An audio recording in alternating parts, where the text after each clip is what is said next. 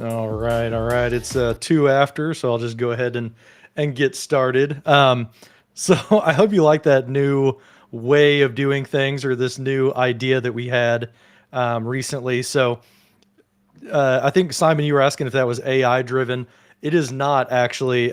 This is a I don't know how it works exactly, but there's an application that I'm using called H2R Graphics, and it brings in the ability to do like overlays, right? So that's how I did like the countdown timer. You could do lower thirds with like a name on it, stuff like that.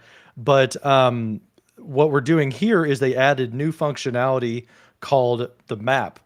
And what it does is it connects to the YouTube comments. Unfortunately, it doesn't do LinkedIn. I'll have to, submit a request for that or something. But when those come in, I'm able to click the comments and then it does a lookup based off the text. And if it can find like coordinates for it, it will drop it on the map. So I was able to get like a few of them working, but that worked out pretty cool. I was able to get like the Netherlands, Detroit, UK. Phil, it didn't work for for Switzerland, maybe because you added other stuff, but it's just kind of something to play with today. Andy, how's it going, dude? Doing well, man. How are you doing? Good. I was We're a geeking little out. bit slow start again, yeah, because we're kind of geeking out a little bit. But I just want to show this because it was really fun to play with. This is that map. So I've got like the social thing behind the map itself, and the map is just a full screen terrain, right? And then what I'm doing is I'm connected to the YouTube chat, so I'm able to click to highlight that, and when I click it, it does a lookup and drops a pin. So pretty cool stuff. I really like that feature. I think that's pretty fun. But that's not what we're here to talk about today. We're going to talk about personal knowledge management, or PKM, or second brain, or whatever you call it. And I think this is going to be a really interesting topic today because, it's a lot about like personal productivity, right? And talking about, how you collect information, how you organize it. It's a very personalized thing. And we might cause some ruffles during this one. We'll see. But, I'm excited to chat about it anyway because, like, I've kind of gone outside of the Microsoft stack. But yeah, so hopefully you guys are here to chat about that. And I really want to hear a lot in the chat about what you guys think about this personal knowledge management idea and how you kind of keep everything together in your second brain so that you don't overwhelm, your biological brain. But before we start on that, I wanted to talk a little bit of housekeeping. Is we've got we're thinking about trying out a new structure, and I want to know in the chat or leave a comment later on if you're watching later, like what you think about this structure. I feel like we kind of, maybe start and kind of, it's a little bit, I don't know, like unstructured in the way that we move forward into the topic we're talking about. So we're thinking about like doing that map idea, starting a little bit earlier, kind of having the chat go back and forth with a cool map, and then do a quick like, what are we up to right now? Like, Andy, what are you playing around with? What's been fun for you the last month? Me do the same thing, and then really dive right into the topic. And we want to kind of split the topic into four main parts, right? So, what are we talking about? Kind of define like if it's a Teams feature or something like that. What do we know about this and kind of introduce it a little bit? Then get into like poking around. Can we break it? Let's deep dive and actually like poke the tires on it. And then wrap it up with like a concise, what did we learn? What's our kind of wish list about the topic? And what are our recommendations? What can you go take in your environment? Or if you're an administrator, what can you go take to your leadership? What should we be thinking about when we look at this like emerging technology? And then do something fun and just kind of end out with like a tip or an app that we learned about in the past month, just to kind of grow our overall knowledge base and network about things that help us, every day. So let me know what you think about that structure. Andy, this was kind of your brainchild. Is like we need a little bit more, you know, something that we could like make chapters to, right? Yeah. So Yeah, I just think that'll be good. I think about like the shows that I watch on YouTube, and I think about Hmm. like the media that I consume, and I'm like, there's kind of a theme, and there's some consistency to it, and so I wanted to kind of play around a little bit with like just structuring a little Hmm. on how we present some of the content, and Yeah. that allows us to kind of focus on some of the creative stuff outside of like the uh, X's and O's and like kind of moving through the how tos in the process. So it gives us the ability to kind of flex a new muscle a little bit, and Hmm. because we know what we're going to be contributing each and every month. Yeah. Cool. So let's uh let's dive right in then with like what have we been playing with and what's exciting. For me, over the past week, I've gotten a little bit obsessed with two things lately. The first is Tears of the Kingdom, the new Zelda game on Switch. I went out on midnight on Thursday. I went out at midnight and bought the game at GameStop. And then my friend Morris, he texted me at Nebraska Furniture Mart in Kansas City. He found the collector's edition. So I've now got two copies of the game plus the custom controller.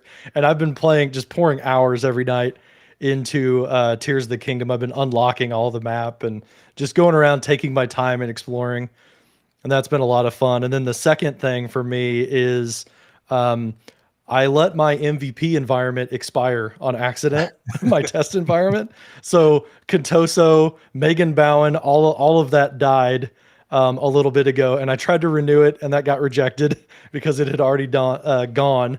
So I've been spending the past couple days in the evenings like rebuilding that whole thing. So I've got a new tenant set up. If anybody else likes to geek out with like home lab stuff, I've got Proxmox installed, and I had to tear down 6 VMs. I'm building 6 new VMs, and I was able to actually go to Windows 11 now.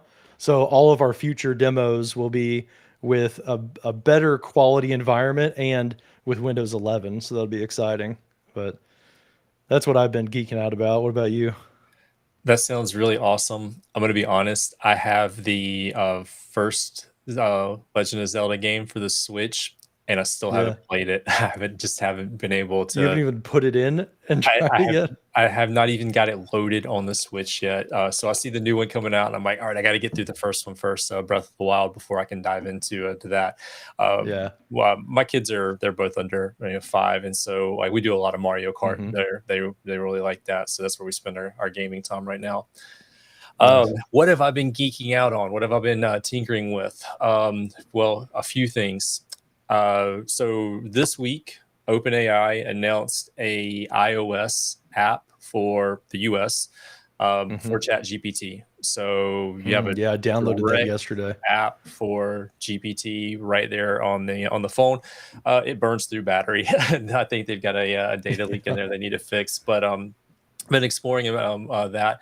That's been really cool because they added a couple of features. You have the ability to go in and export some of the conversations, send it to like another note or another Hmm. knowledge app, which we'll talk more about today. So I've been exploring that, but also been exploring more of the Bing chat and their AI based chatbot, which is powered by Hmm. OpenAI. Microsoft just continues to dump new features into Bing Chat. You have the ability now to export to a PDF or to like a Word document, which is pretty awesome directly from the conversation. So they've added some new features there, which are really cool. Been really exploring in the web and in the mobile app the updated features there. I'm spending more and more of my Hmm. time with some of the OpenAI and the AI generated products. And then when I'm not chasing my kids, which has been a pretty big load, I'm not complaining. My back is, but when I'm not chasing the kids around, I've had a pretty heavy workload as it relates to all the change happening in the Microsoft world. So that's kind of spilling over into some of my fun time a little bit, just trying to keep track of some of that. But for the most part, just playing with some of that AI stuff, and hopefully getting ready to record some content on that here shortly. Mm-hmm. Awesome. Yeah, I've been using Bing Chat over the past day to kind of look at TVs lately, and I've seen the demo about like asking it to compare things, and it actually has worked pretty well. I've been asking it like I'm looking for like something that's good for gaming, something that has good quality. I'm thinking about redoing like my office back here, this area, and it's been nice like rather than like searching and hunting the normal way and trying to find comparisons, like just spec comparisons, getting it kind of natural language back has been really nice. So that's awesome. And then with this kind of PKM stuff, we're definitely going to touch on AI today and talk about like some of the AI features that are available in them.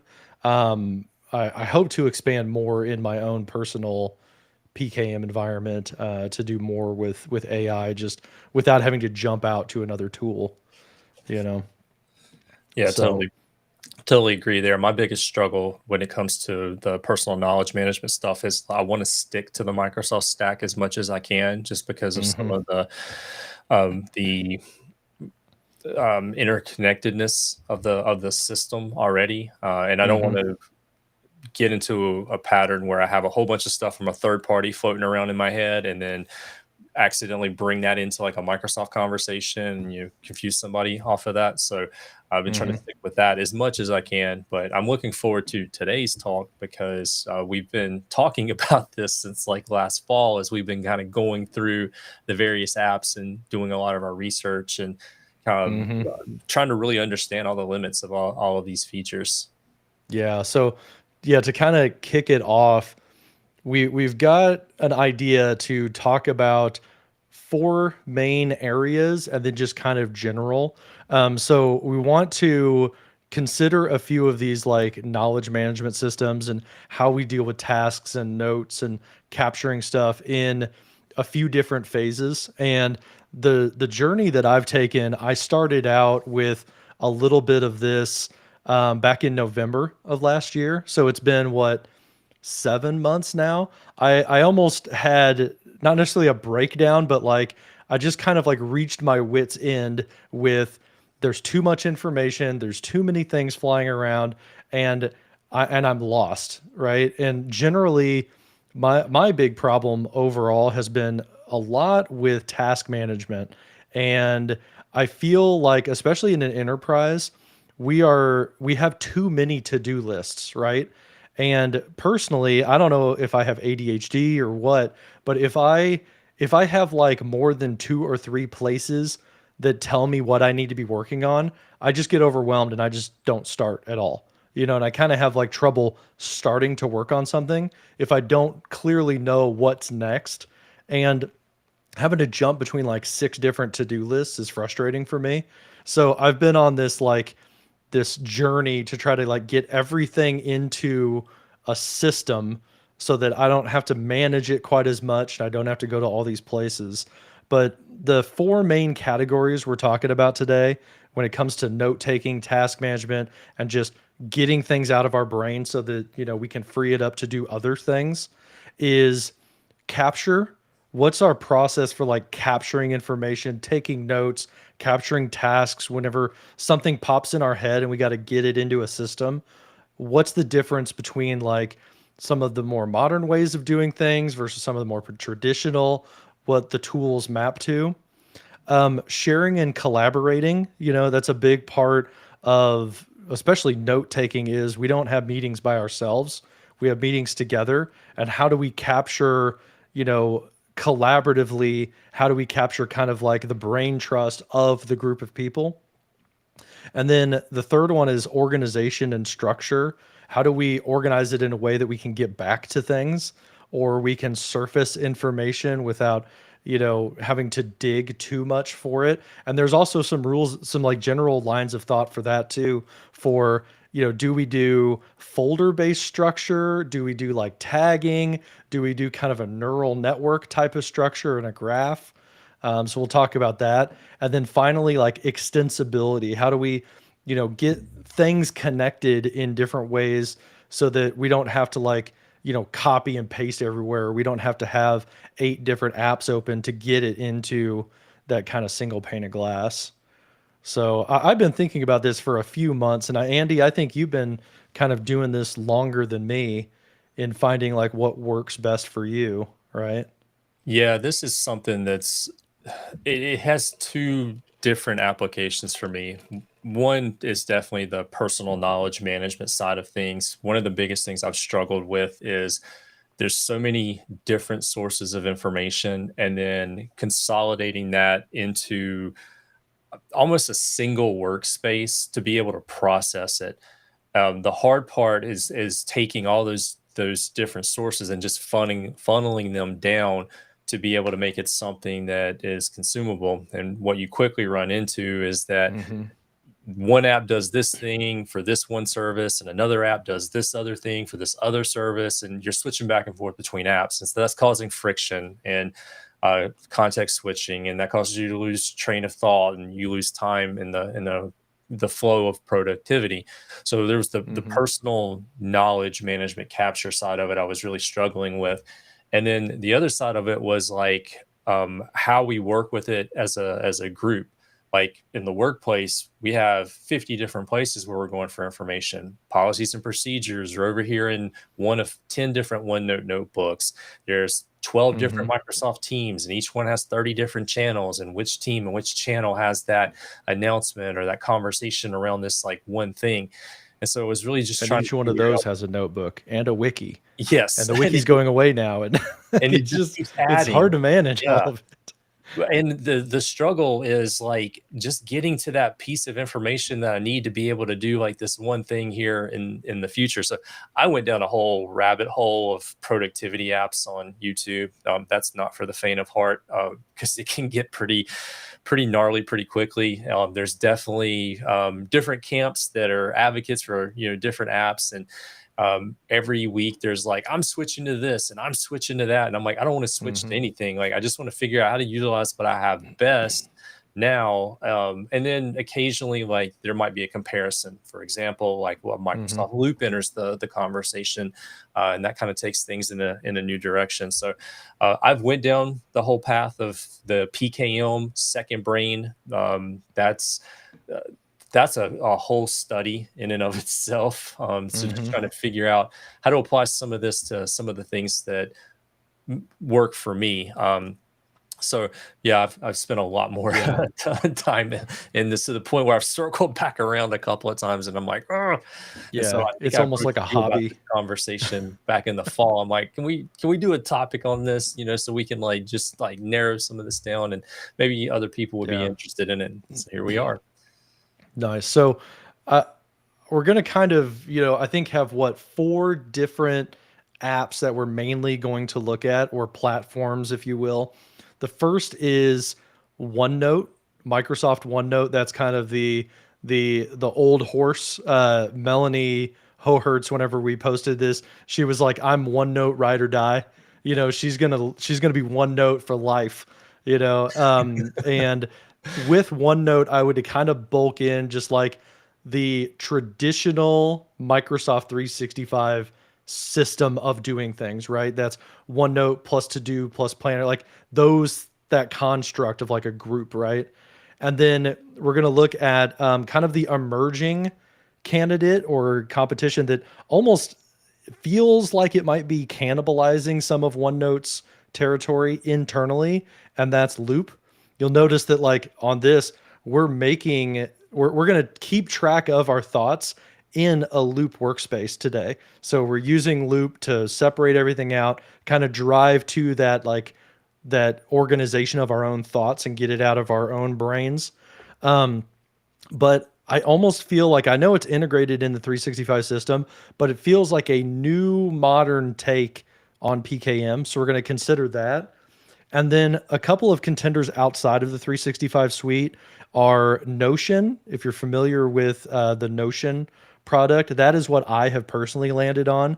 So we're going to go through a little bit of like what I'm doing with Notion, what I like about it, what makes sense to me. And I'm hoping that I can get recommendations from people about, oh, you're doing that in Notion, but you could do it the same way in 365 and kind of maybe get me back towards the Microsoft world. But I'm using Notion personally. And then the final one is Obsidian. And that's one that Andy, you have been using a lot recently. And it's more localized. It's kind of this modern way of doing things with components. And there's some features that you really like about it that we'll touch on as well. And it's just kind of different ways of doing things, with a different take on it. So I think it'll be really interesting to cover. So where should we start, do you think, with all of So this? yeah, we'll go into our general category, and we'll start off with OneNote, and then we'll Mm-hmm. talk about Notion, Obsidian, and then we will loop back to Loop. And we're gonna do this Hey, very specifically.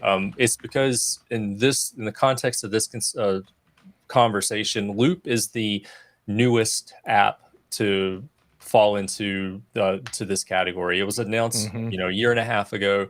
It's recently we did a deep dive with our friend Daryl, who's in the audience. Hey, Daryl, Hey, and Daryl. we did a deep dive on the Loop app, Loop workspaces and pages. So Loop's definitely the newest kid on the block for this, but I think it addresses some of the concerns that maybe users have about like OneNote and some of the features there. So we go Mm-hmm. OneNote, Notion, Obsidian, and then we're going to bring it back to Loop as kind of a comparison. Mm-hmm. As I mentioned that, I want to also mention, as we've gone through this exercise, um, I find that I circle back to OneNote in comparison to some of the other applications, partly because of it's in the Microsoft suite, but also some of the integration that's built into the Microsoft suite. So we'll Mm-hmm. compare some of that with the Loop features as well. And then it's hard to do a direct comparison with Notion and Obsidian because there's a third-party applications. So we're aware of that. We know there's going Mm-hmm. to be a little controversy there. So we're going to talk about that a little bit. So starting off general, let's talk about storage for these Mm-hmm. applications. As far as Yeah. storage is concerned, with OneNote, you got your option. It can be local or it can be Mm-hmm. cloud. I think increasingly Microsoft is pushing us to cloud storage with OneNote, but you still have the option to create a Mm-hmm. notebook local, save it local if you need. With Loop, it's all cloud. So you're going to need Yep. cloud and internet in order to work with it. Yeah. I'll put down MSA as well because Loop is available for your Microsoft 365 account. That's what we're using here. But also you can use Loop with your personal Microsoft account if you're looking for personal productivity. So that's what MSA is. It's at the Microsoft account. Now Notion is also online only, but I don't know if it has like an offline mode. I know that Loop does not have an offline mode, right? There's not like a cache mode. I saw the question come through about that. Notion also is going to be online, but it's in their proprietary, service, right? It's not, you're not taking a Notion file and storing it on Google Drive or OneDrive or Dropbox. It's their own system with its own account. Now, Obsidian, that's local only, right? There is an Or option to cloud you sync. can do online if you're Yeah. premium or something. Yeah. The default is local, but there is an option to cloud sync, and it is a paid feature. Okay. Yeah. So it's a paid feature. And it's not the idea of putting it on a cloud storage system, right? And it's like portable. It's like their own account system, their own storage, probably like AWS or something, right? Right. Okay. Okay. Cool. Yeah. Daryl confirmed there's no offline mode for Loop as well. So that's storage. There's, is it local storage? Is it cloud storage? As well as we kind of accessed or talked about the offline capabilities.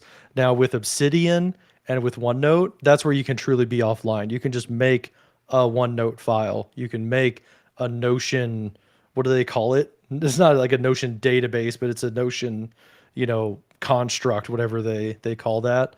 And it's completely offline if you want it to be. Now mobile app capabilities or where it's available on apps, right? Availability. Let's talk about that a little bit, like how portable or how flexible are these different systems. With OneNote, right, you've got a Windows app, you've got a Mac app, you've got iOS and Android, and you've got web, right? And there's not really any other option there, is there? That pretty much covers it all, doesn't it? I think so. Okay. And with Loop, it is web first, right? It's primarily web. It is available on Mac and Windows as a progressive web app, right? There's no like install, right? So we'll put that down as PWA. And then there is a mobile app, at least for iOS. I've got the mobile app on my phone now.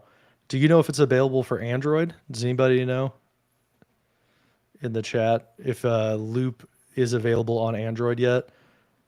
I know it's on iOS though. It might be test flight for iOS.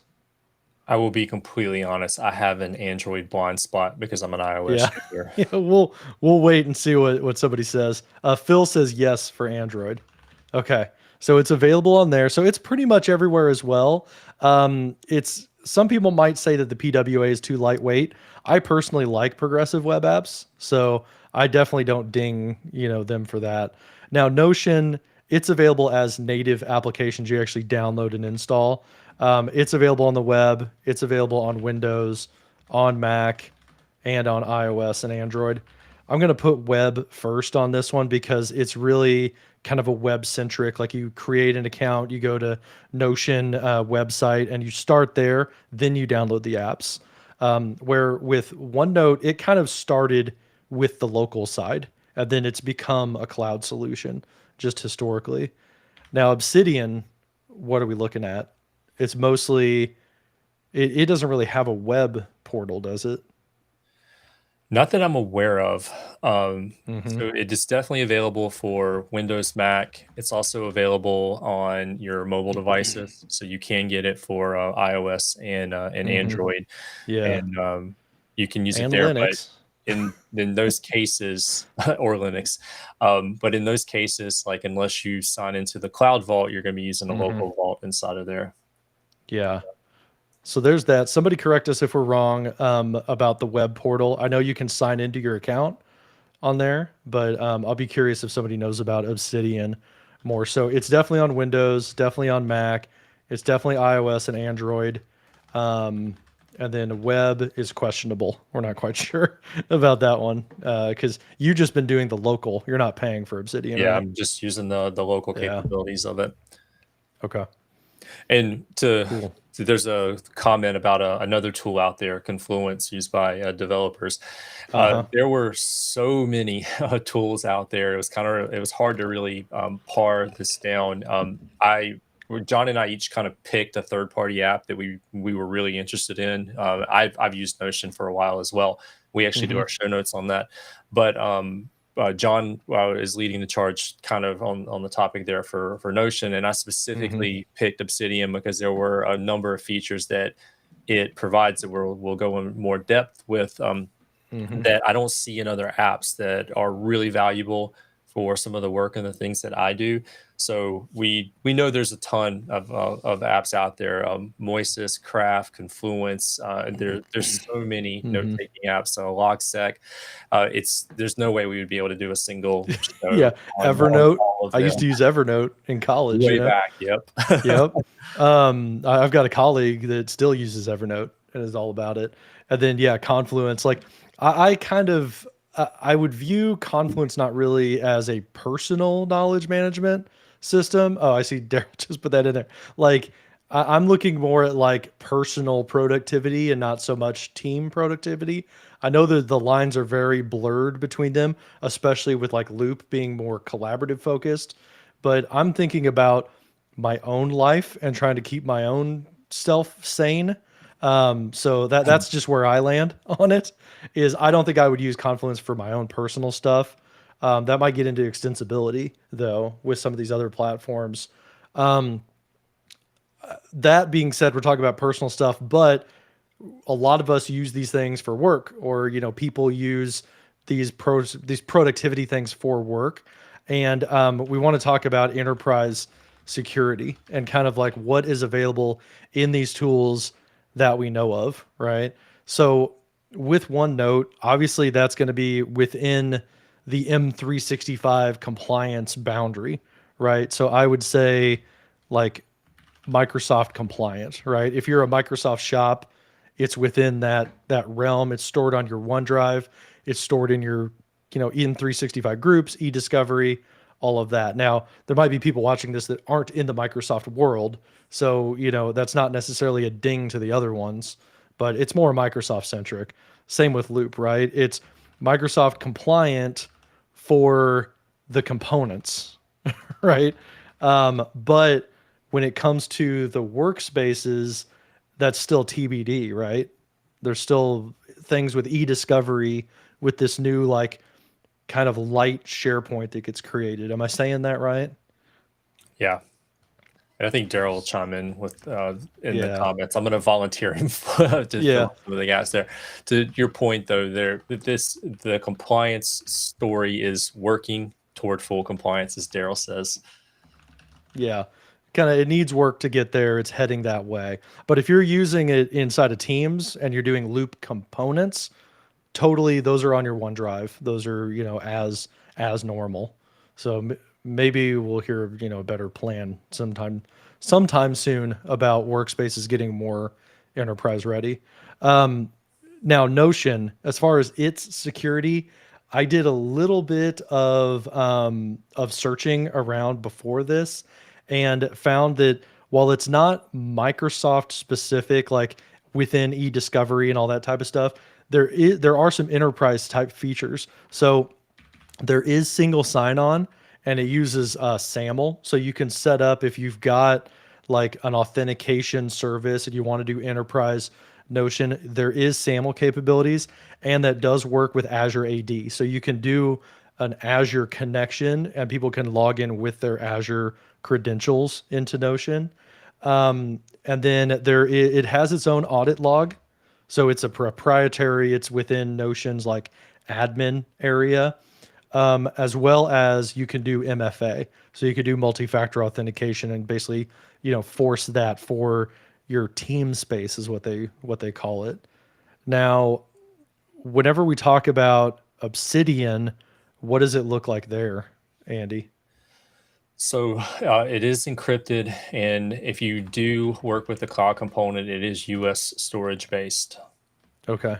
So So US based storage for the cloud version, yeah, and that's premium. as far as the application itself, it because it's local based, it actually stores a series of markdown files in a folder structure on your local operating system. Mm-hmm. Okay. Cool. So it uses the local, but if you're using cloud, it's encrypted, but if you're in the EU, you need to be aware of that. There's data residency concerns there that come to my mind for Obsidian. Okay.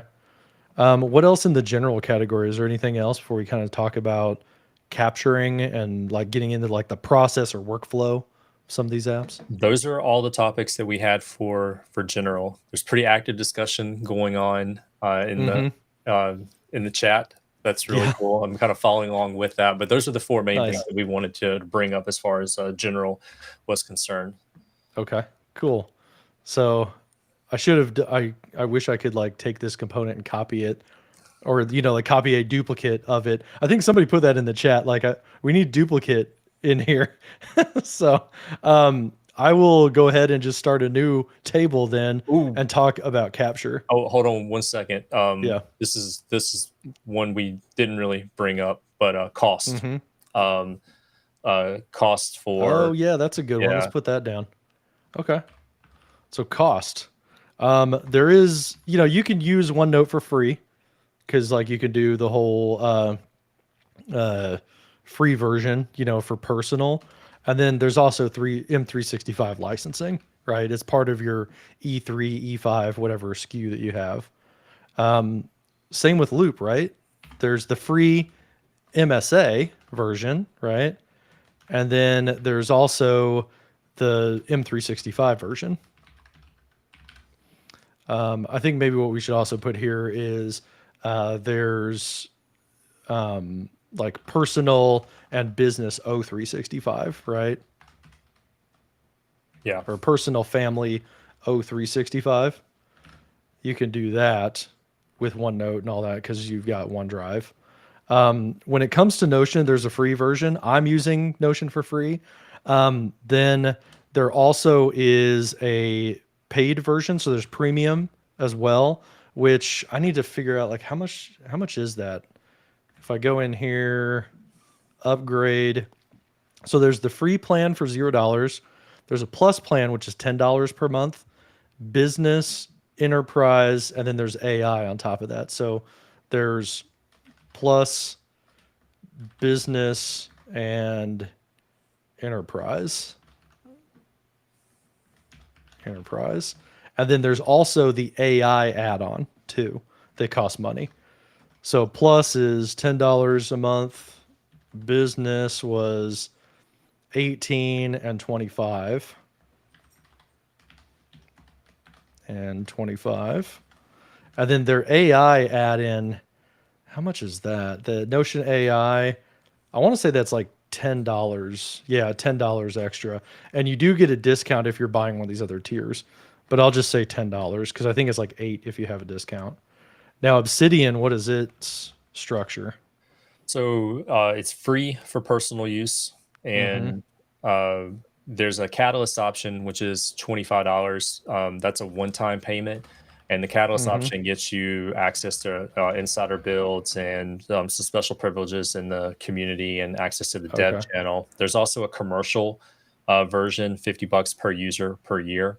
And then they have a Okay. couple of add-on services as well. So if you decide that you want to do the sync, it's going to be Mm-hmm. $8 a month, and they build that annually. And then there's a publish option, which is cool. You can use it as an online kind of Mm-hmm. wiki, an online repository. That's going to be at $8 per month, billed annually. Okay.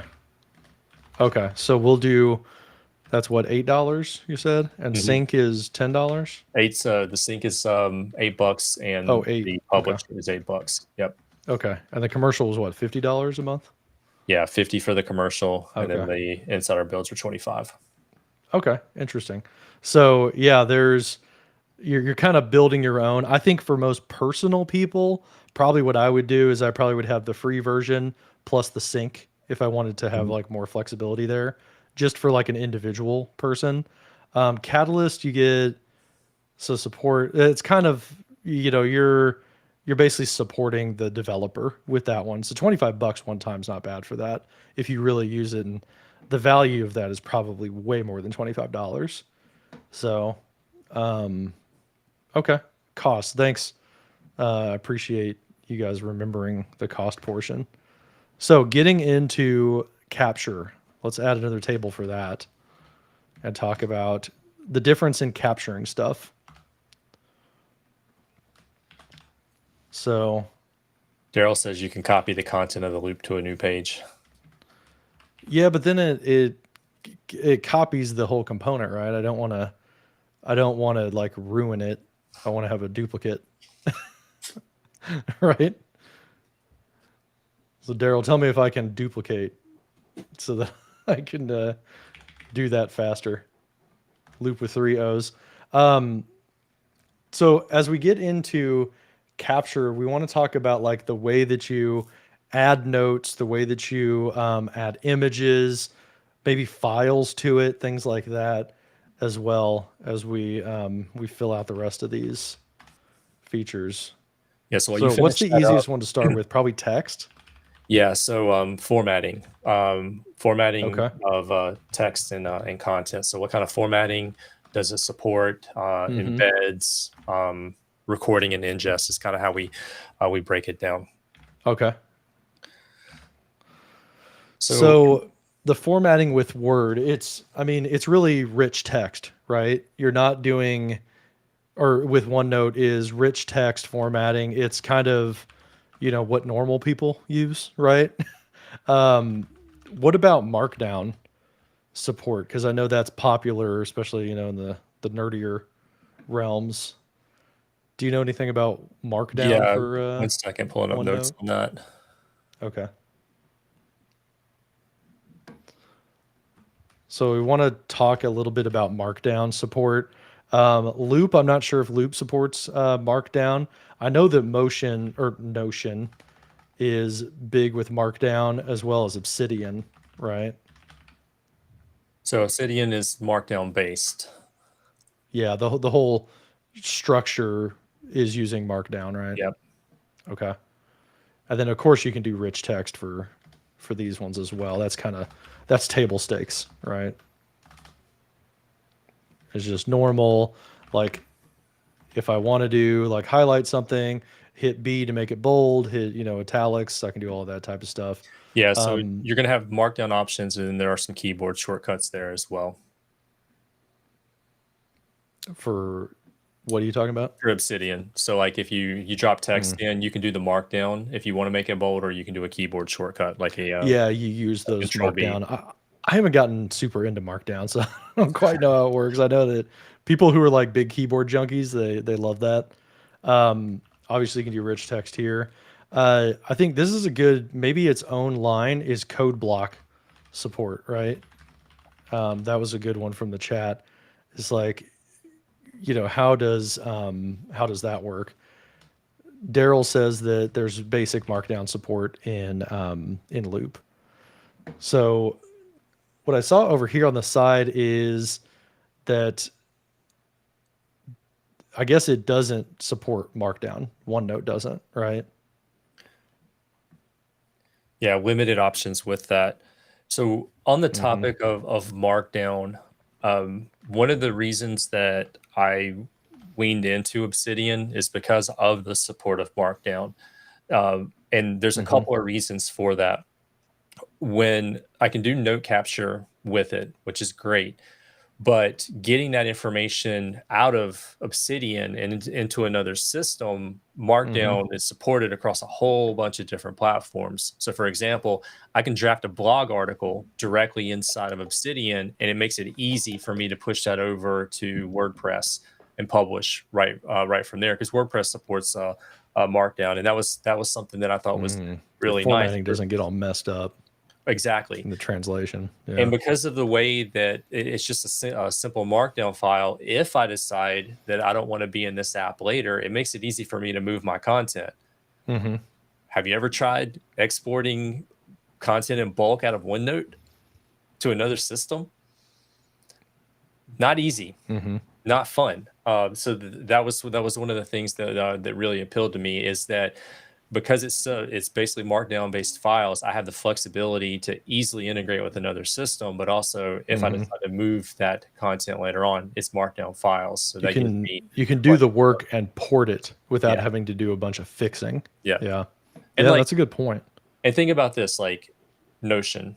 Notion has kind of their service and your content's in it, getting that information out of it. If Notion were to maybe get bought out by a competitor that I can't use, for enterprise work, or one that I just don't support, then like it would make it harder for me to kind of move on to my stuff. So that was one of the reasons that I was really interested in Obsidian, was the simplicity of the Markdown and the ability to be flexible in the future. Yeah. Okay.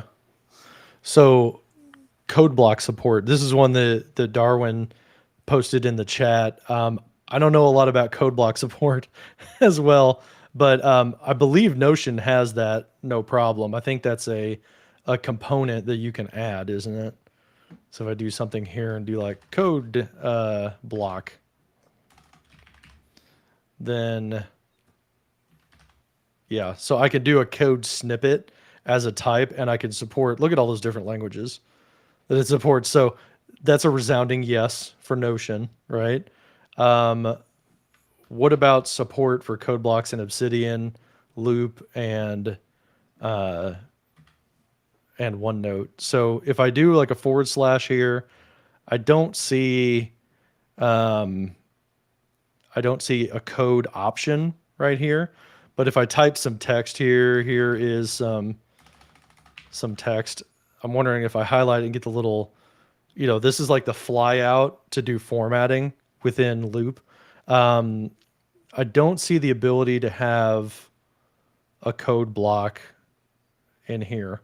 So it looks like loop is a no, probably, unless somebody else knows anything else.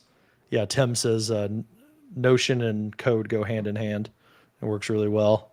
That's cool. I don't do a lot with code, but if you're writing blogs in Notion and you need to do like code chunks for like PowerShell or whatever, that's a good idea.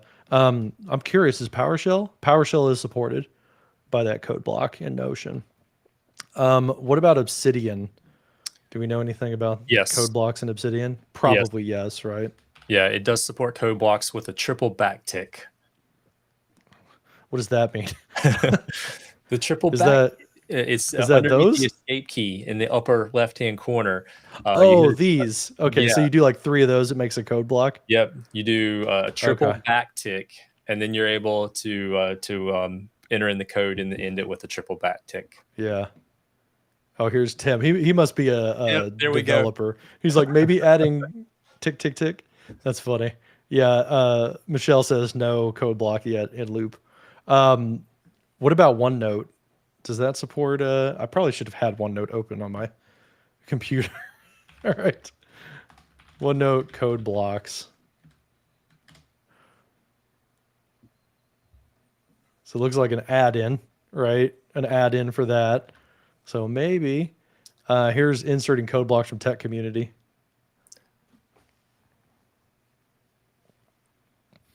You can do this. I'm not a developer, Paste it into Visual so, Studio yeah. Code. I Your feel like code will be color coded, then copy with not going to be format. out of the box with OneNote. I think you're going to have to use a plugin or Yeah, component. yeah. I'm gonna say no, and I'm gonna say plugins question mark. So you're probably like just looking at that. Oh, Tim says also the triple backticks also work in Teams for code blocks. So that's cool. Thanks, Tim. Yeah, I just don't do a lot with code these days. I can write PowerShell, and I went to school for software engineering, but I'm like 10 times slower than an actual developer at this point in my career. So code block support, I think that pretty much wraps that one up. Now, what do we've got here as far as like images, attachments, audio? You want to just do them in that order? Yep, just go right down the list. Images, attachments for like other file types and other like types of embeds, audio, video, kind of the basics, right? So obviously you could do an image in OneNote. I do that all the time. Take a screenshot, put it into a note. Obviously you can do an image in Loop with the /. So we're going to say yes on that. Yes on Notion, because I do that, of course. Anything special about this? Actually, you know what? Here's something special. On Notion, it's a 5 megabyte limit for the free version. So that's one thing that I've been considering the paid version of Notion, is because sometimes I want to add something to like a personal note that's more than 5 megabytes, and then it tells me it's too big. So you can do that, and if you run out of that, then you're like, okay, crap, do I need to put it on some kind of cloud storage and then paste a link to it instead or something? Obsidian, do you know if there's a limit on that size for free or anything? I don't know if there's a limit on the size. It's a markdown file, essentially, so I don't think that there is. Yeah, and it's just local hard drive space. It definitely supports images. Okay, so that's an easy one. Now, attachments. Do we want to like split it out between local attachments on the note and like cloud storage attachments? Because OneNote has an interesting thing where, say that like I can do local. If I drag like a PowerPoint slide deck in, I can keep it inside of that OneNote file, or I can do upload, so cloud attachments, right? Whenever I like add an actual file, it will offer to upload it to my OneDrive and then convert it to a link attachment. And I like that a lot about OneNote personally. Mm-hmm. With Loop, it's really, you're really just doing a link, right? You're not attaching anything to the .fluid file itself. You're really just linking out to another location, right?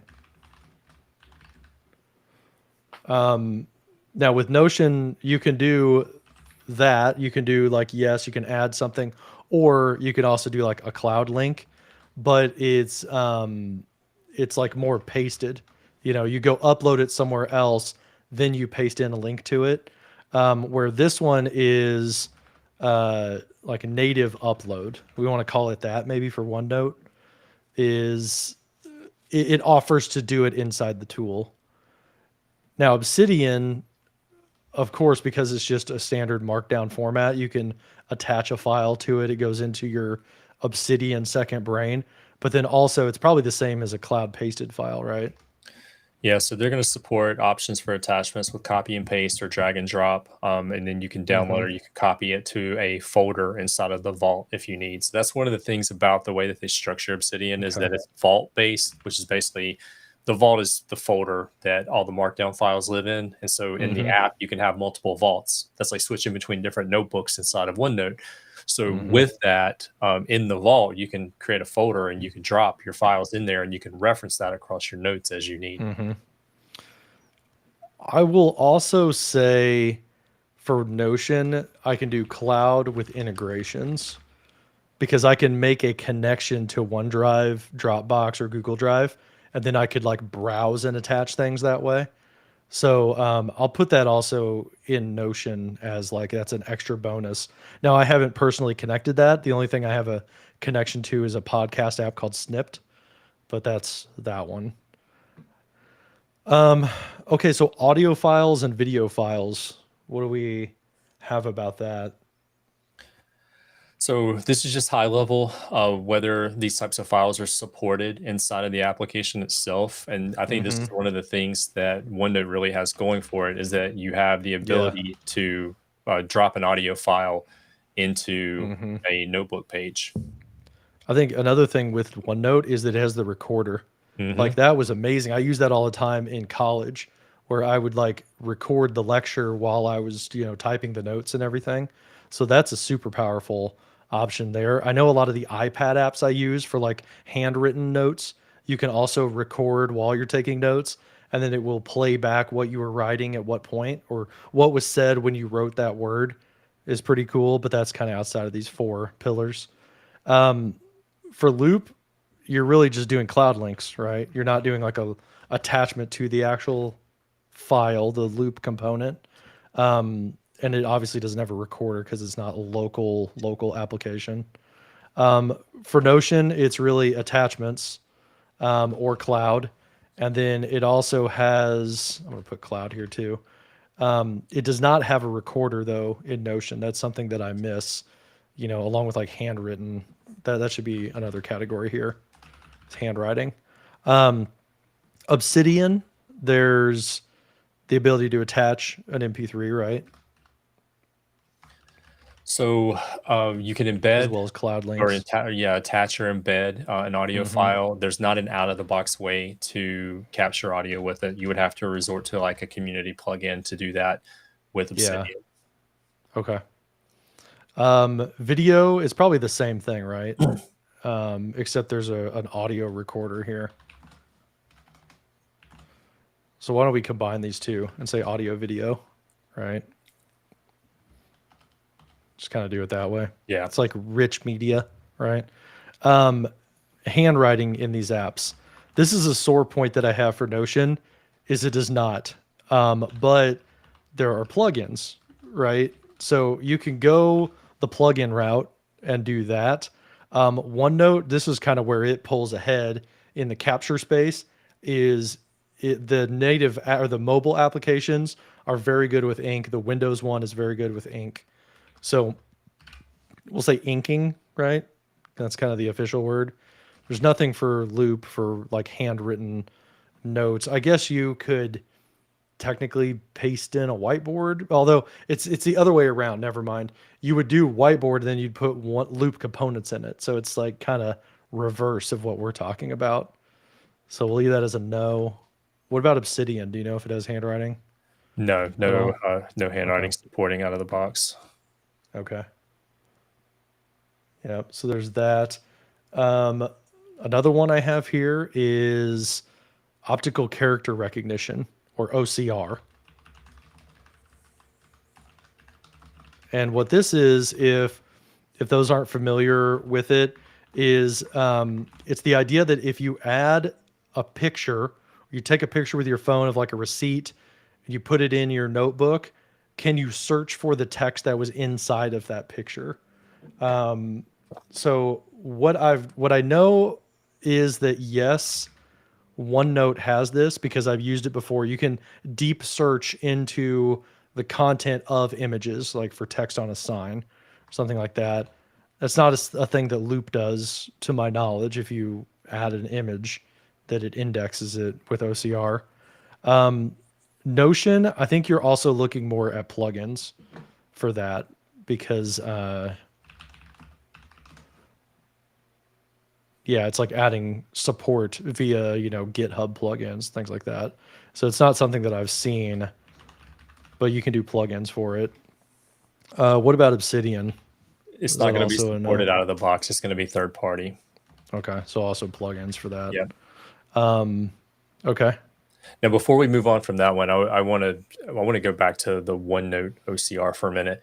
This has Hmm. actually been in OneNote for years, and it's actually been really good for a really long time. One of the things that I've really liked about it is if you capture a business card, it was Hmm. optimized to create a contact for like let's say I was in OneNote on my iPhone, and I Hmm. went to capture a business card. It would actually create a contact card that I could use on my iPhone in the address book and Mm. extract all that information out like right there. And then when you take a picture of an image, it's just a simple right click and it does OCR right there for the images right inside of the notebook. That's been Hmm. a really awesome feature in OneNote for a really long time. Yeah, and in OneDrive in general, like I love that for like taking pictures of things that you need to do expense reports for later. Being able to search in Whiteboards, your OneDrive for stuff. Yeah. PowerPoint presentations. I used it a lot for PowerPoint presentations and Hmm. conferences a few years ago. Hilda says she uses it for business cards, things like that. Yeah. Rebecca says she would love inking in Loop. I want to highlight that. I would love that too, to be able to like, add a little inking section, write, draw a picture, especially in a meeting, But what if something you like did that that. the other way around? A little bit lighter than a whiteboard. What if you did your inking in whiteboard and then you use loop components around it? Yeah, and I think that's the design, you know. It's just, is that breaking me out of the Loop workspace, you know?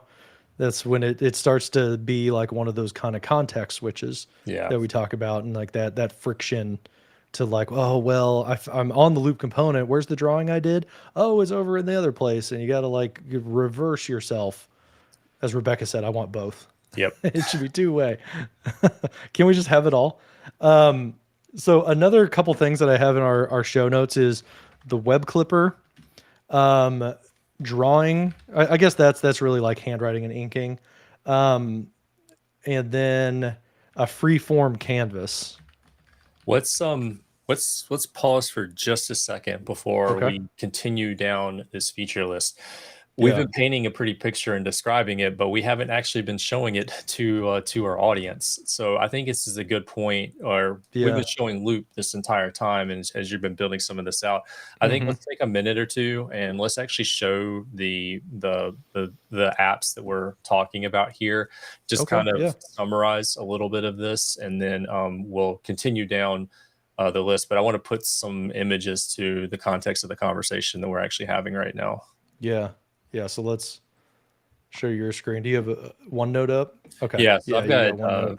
I got OneNote up, and then I'll do OneNote in Obsidian, and Okay. we'll go back and forth with that. So I'm using OneNote on Windows 11. So this is the OneNote that was born of OneNote 2016. This is not the OneNote on Windows 10. Uh, Hmm. there's multiple versions of OneNote right now, and they're consolidating toward OneNote, which is what this is, and this is the new look and feel. That's Uh, been kind of confusing for years. yes, yeah, This that transition is gotten dragged out longer than I think they intended. Yeah, and what we're seeing now is it's starting to look more and more like OneNote on the web, where you have the ability, if you want to have your tab layout on, you can, if you want them vertical, you can do that. If you prefer them all on the top, you're going to be able to switch back and forth with that Hmm. and pick that layout. But if you want it to match up with like what OneNote on the web looks like, you can move your tab layout over to the left hand side of the screen, the vertical layout, if you will. Hmm. And then they are also introducing the simplified ribbon there, where it not doesn't take up as much space inside of the notebook. So I just want to point that out. I'm using OneNote on Windows 11. This is on the early release cadence, so you might see some features there that they put inside of those specific channels. But that's what we've got Hmm. here. So, just briefly, heading back to some of the formatting things and some of the capture stuff that we're talking about, just Hmm. working with it right away in the user interface, and you might find that some of the other apps don't support this, is the ability to have your formatting tools right along the top as you're working. Working with different fonts, font sizes, bold italics and underlines, things like Hmm. your alignment, and even styles. It's all right there. So they bring that up front inside of the app. So you don't have to remember keyboard shortcuts. You don't have to remember the markdown that goes along with that, which makes this much more approachable for all the end users out there that are potentially getting started with it. So the barrier to get started here is going to be much lower. And as far as like just going down the list of the things like inserting, you've got the ability to go in right away, tables, spaces. We talked about things like file attachments. So we can select an attachment from the local operating system, drop that right in to the notebook. Hmm. Let me just grab a file real quick.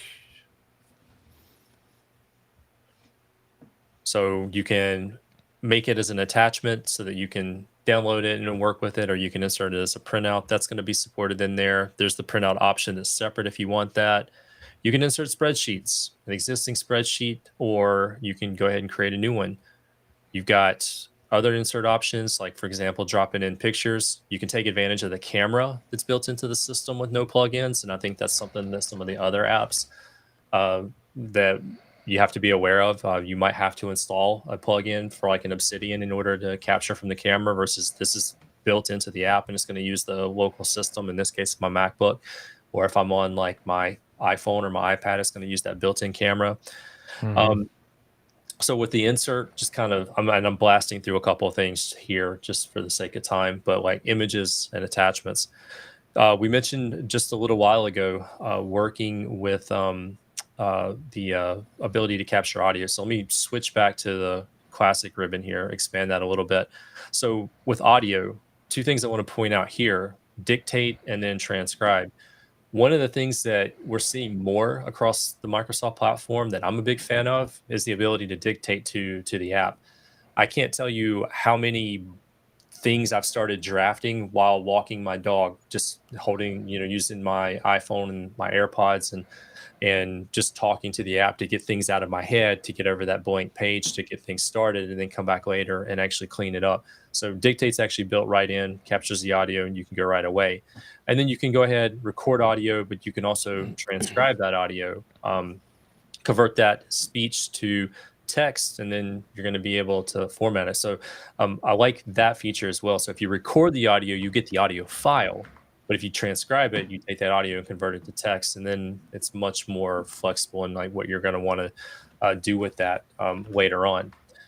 We mentioned video. One of the things that I like about the OneNote is, let me see if this will actually do it live in the demo here. Um, Yep, there we go. So I just copy and pasted that share link from YouTube, and it went ahead and grabbed and Hmm. As embedded a that video playable video. right Yep. inside of the notebook. Like, that's a little thing, but I think that's just really, really cool. And that's something I teach in like OneNote classes for teammates Hmm. that are interested in that. So that's just one of the ways that you can manage video there that I wanted to point out. We talked about the OCR. Let me see if I actually have an image we can try to capture with, see if I can get anything out of this one. Copy text from picture. All right, so there's a bunch of text in this picture. These are all the different types of note takers. This is actually a really cool talk from a YouTube video. I really liked it. It talks about all the different apps. This is why we're not doing a comparison of all the apps, because look at There's how so many many there things. are. Yeah. But just go in, copy text from picture, and then I'll just go over here, and there we go. Like, Yeah, OCR is kind of a superpower. yeah, You know, like that's really the big feature. It's one of those yeah, things that kind of shows the maturity of OneNote. You yeah. know, And to your point, the maturity of it, like this is something that's been around for 20 years. And like, I think we kind of overlook some of the power that's actually built into it, because there's like, oh, this new app on the block, you got to check this thing out. It does this one thing that's absolutely amazing. And, you know, it's hard to kind of like realize that we've got some pretty awesome stuff built into this. So I just wanted to like put a visual to the OneNote side of it and point out some of the things that we were talking about. Do you want to do kind of briefly through Notion?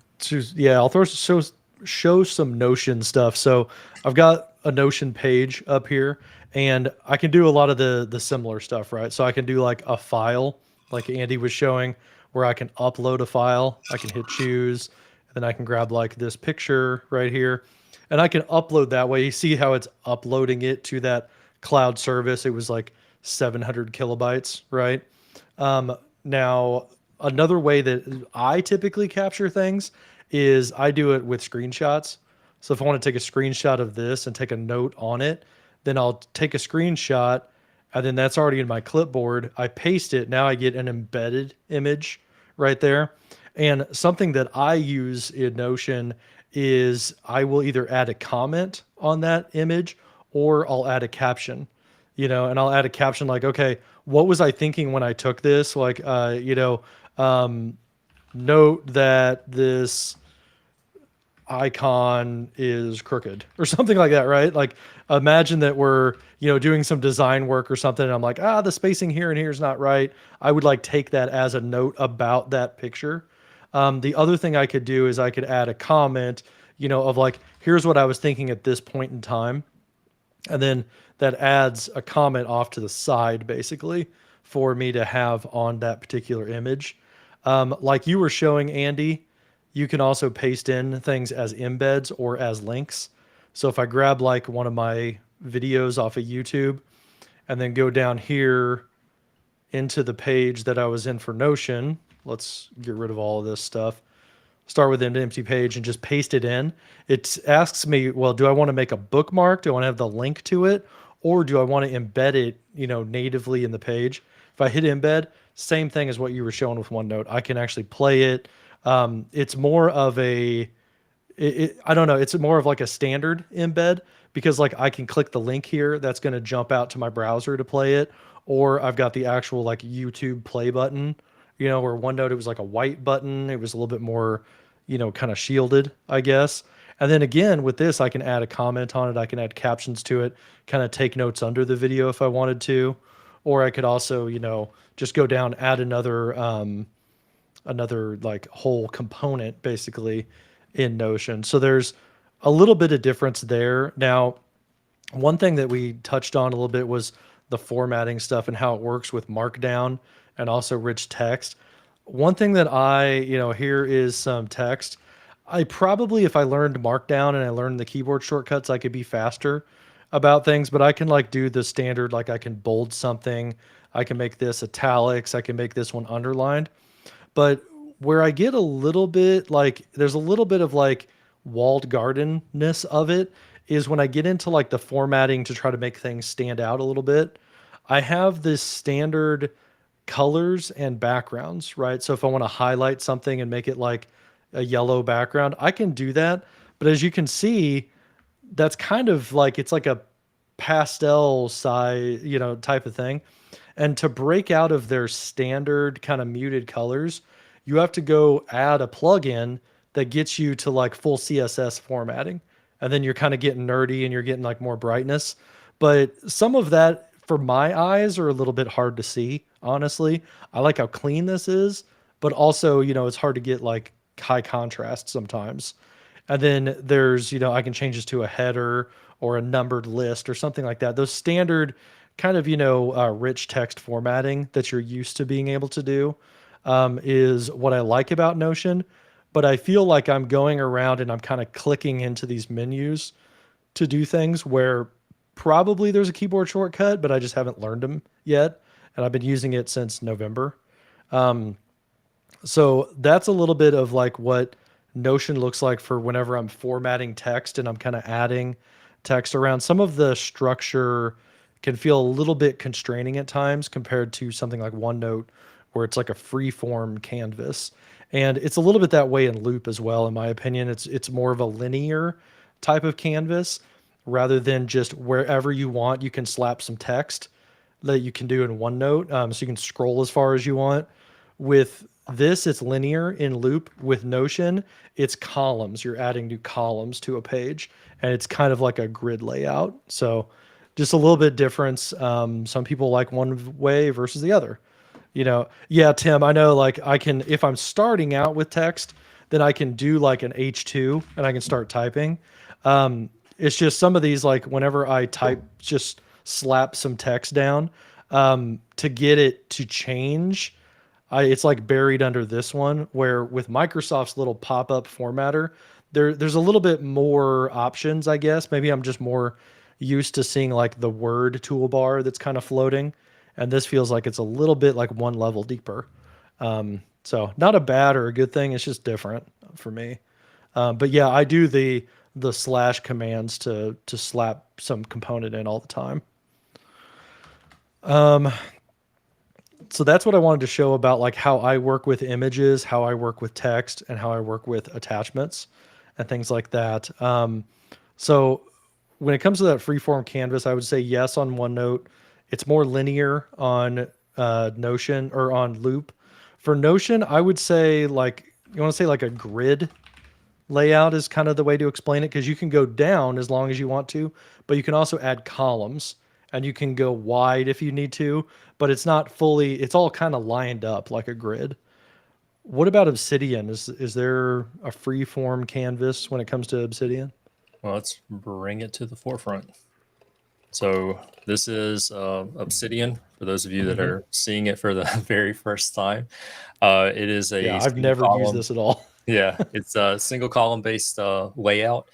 So it definitely flows top to bottom. We have the ability to focus in on the canvas itself, but much like you were just describing with that like linear based layout, everything kind of flows within there.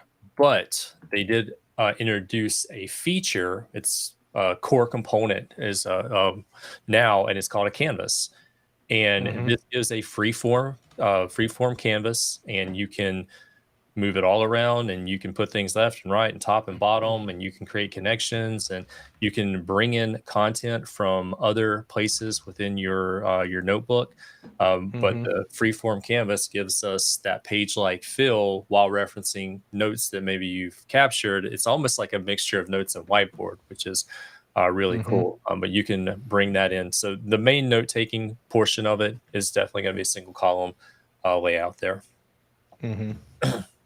And then just briefly while I'm here, I'll go ahead and knock out, for those that haven't seen it, some of the formatting options, things like the inserting of images and so forth.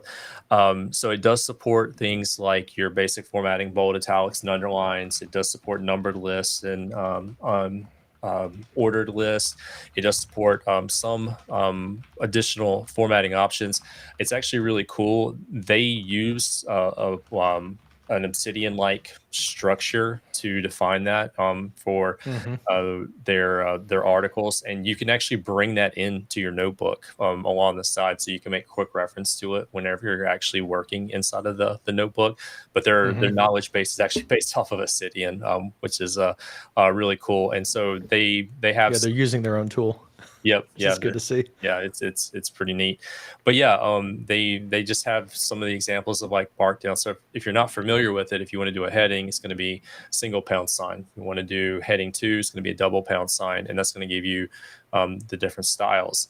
For the headings, if you want to work with bold, you're just going to put asterisks in front and behind the text. If you want to do italics, it's a single asterisk before and afterward. If you want to do strike through, you're going to be doing tildes with that. So there's some things that you have to learn, because you're not going to get that inline, UI based element. You're not going to get the forward slash like you're going to get in Loop or in Notion. So there's some things that you kind of have to learn. It gets a little hardcore. Yeah.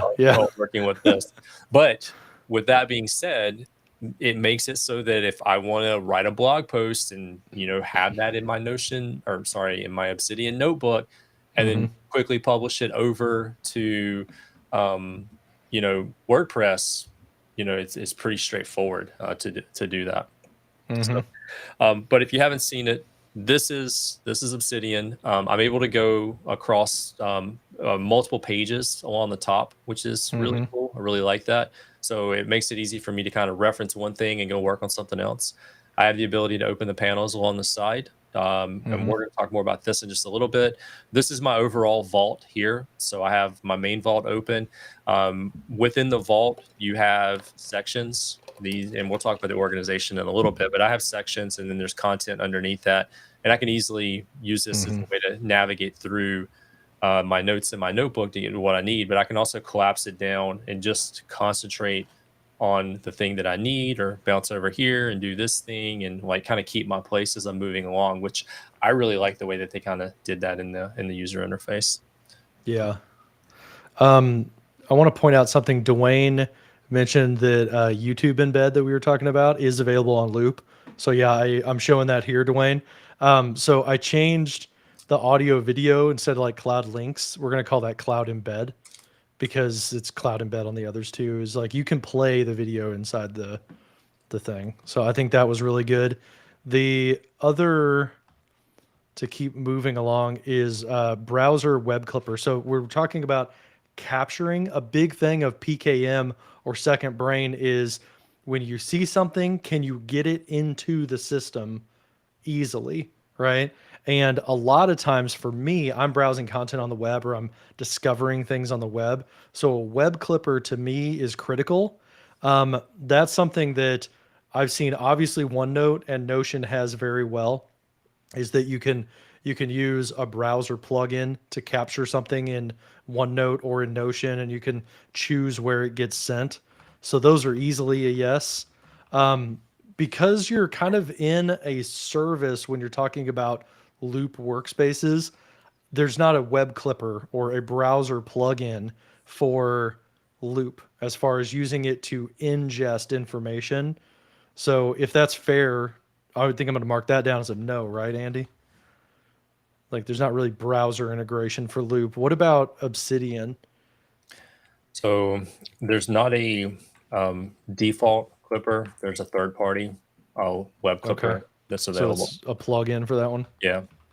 Okay. Now, since we're talking about clippers, can I sing the praises of the OneNote web clipper? I use the absolute mess out of the OneNote web clipper. That is like one of my favorite features of OneNote. I've captured so much information with that, and it has saved me so many times because of how convenient it is. It's just built right for the web browser. You can choose a section, you can drag and drop if you want. You can choose just the content that's in the page and get rid of all the other fluff that's on the page. It does it really well, intelligently. You can also just highlight a block of text and right click and send that. But in addition to doing that, let me bring my screen up. I just want to show this one. Yeah. All right. So here I am. I'm going to go, let's say I want to collect some information here about working with the clear collect function in Power Apps for some documentation that I'm working on. Well, with the web clipper built in right there, get signed in. So you want the whole page? There it is. Whole thing. There's your region if you want. You can also just do the article. That's the one that I use most often. Grab the article. You can also just do the bookmark. Now, in addition, you can go in if you want, grab the text that's important, and then you have the option to clip that selection to OneNote and capture it.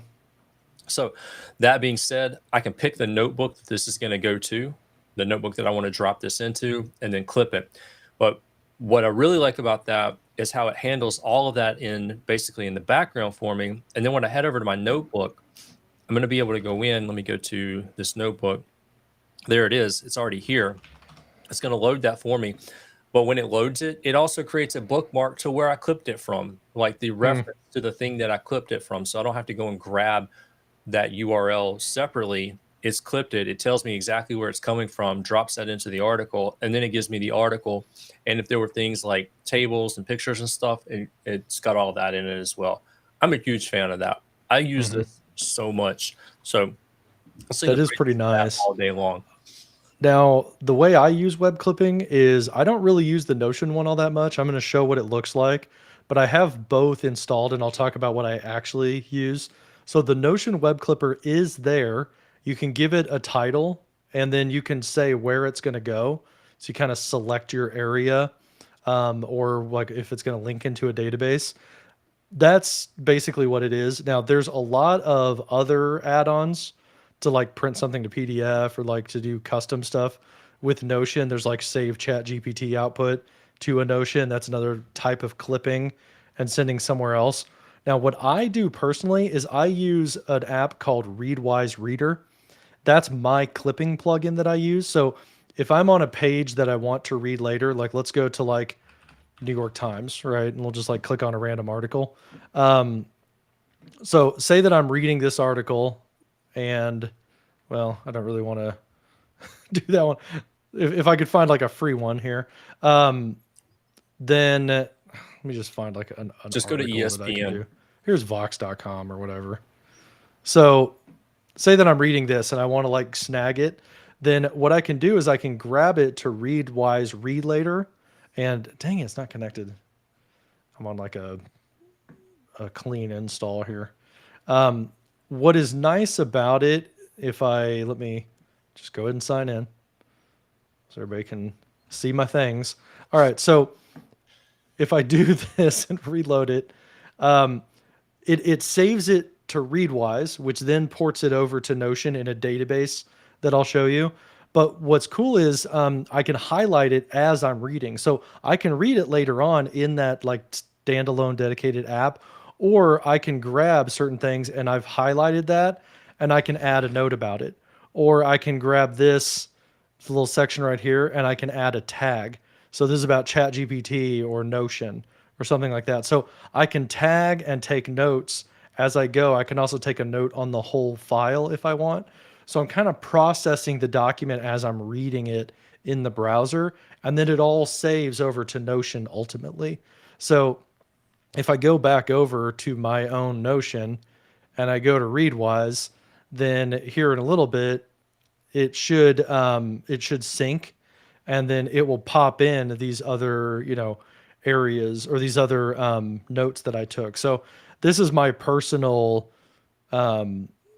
notebook. So like I was listening to an article or a podcast, I snipped it and then I took like tags and notes and all that stuff about it. And it ultimately lands in my Notion because that's my second brain. So that's how I'm kind of clipping things and ingesting them into the system as I go kind of beyond the ability to have just like a web clipper is I'm kind of like processing it or I'm queuing it up for actually doing something with the data before I move on from it. So that's showing a little bit of my workflow and how I like process information. Well, as the person that introduced you to the Readwise Reader, I will sing the praises of that app as well because it takes. I should have like done a referral through you. Level. Like it is ridiculous how awesome Readwise Reader actually is, and like it also works with Obsidian and Notion and. There's a number of other apps that it works with as well. But not only are you capturing and web clipping, but doing annotations and notes and tagging in the flow of that thing. I can't tell you how much I use that. I use that so much. It's ridiculous. Yeah. And this is where like it's getting to more like modern stuff and where some of these like consumer tools are so good. Tim is asking, does Readwise give you a reader mode? I've been using Pocket for that. Oh Yes. yeah, it does. Oh yeah. It'll replace Pocket. It'll replace Instapaper. Yeah. It'll replace your bookmarking apps. Like it is literally one app for ingest. Like Feedly, Yeah. it consolidates them all. We might do a separate deep dive on just Readwise Reader. It's pretty Yeah. amazing. It's awesome. I pay $100 a year for it, but like here's that what it looks like from Reader. And I do this on my iPad. I'll clip things all day long for later on, and then at night I sit and read. And it costs $100 a year, but it is so fantastic. So here's that article. And while I was going through, I was adding like tags to it. I was highlighting things, and there's that reading mode, right? And I can change the way it looks. I can format it differently if I want dark mode or if I want something else. Two things that are great about it is one, you can also listen to this. So I don't think I can do it on the browser version, but on the iPad and iPhone, like I have trouble reading, honestly. I have like reading comprehension issues because like my brain is like programmed now to do like read things that are Twitter length. So I have poor comprehension. So what I'll do is I'll invoke the reader that will read to me as I'm reading the words and I retain it better. So you can have it read out loud to you and you can basically turn your articles into podcasts that way. The other thing is there's something that you can do called invoke the ghost reader. And this is getting into AI. So I can go ahead and I can say, I don't want to read this article. Go ahead and summarize it for me. And now what it's doing on the side is it's running a generative AI prompt to give me a like one paragraph or something summary that instead of 11 minutes, I can read this with GPT and have a summary. Or I can invoke Ghost Reader and I can ask it a question or give me some flashcards, stuff like that. So that's what I use Reader for. I love it. It's really cool. Then I can archive it when it goes away. But here's all the stuff I need to read over this weekend. You just see I've got like a queue. It's like my DVR of stuff to digest. So yeah, invoke the ghost reader, as Rebecca says. That's what it's called. It's cool though. I really like it. So anything to add on that, Andy, or you think we should move on to like sharing Can I and share my referral collaborative? link? Do what? Yeah, Can I go ahead and share put it my in the Twitter chat. referral link? Because Yeah, if because Tim, anybody, if you want to check that out, if you actually use Andy's referral link, I think you get a second month for free. It like doubles your trial or something. So yeah, but I mean, I don't care about referrals or anything like that, but I'll say that I'm paying for it and I like it. So, yeah, so slap that referral link in there because I wish I had used it because I only had a 1 month trial and I think it doubles it for you. So while he's doing that, I'm going to do sharing and collab, and we'll talk about that kind of category.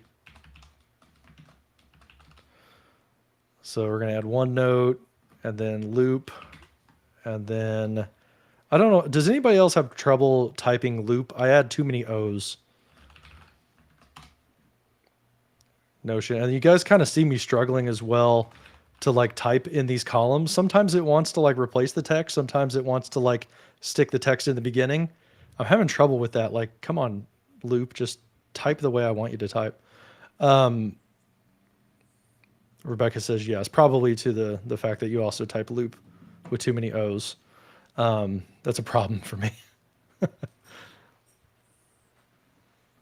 So yeah, Hilda, we got the hookup for you with all these digital tools. That's why this has been fun. We've been talking about it for months, like building my own PKM on my own second brain. I've been like drawing diagrams of like, all right, I got podcasts and articles people send me and all this crap that's flying around.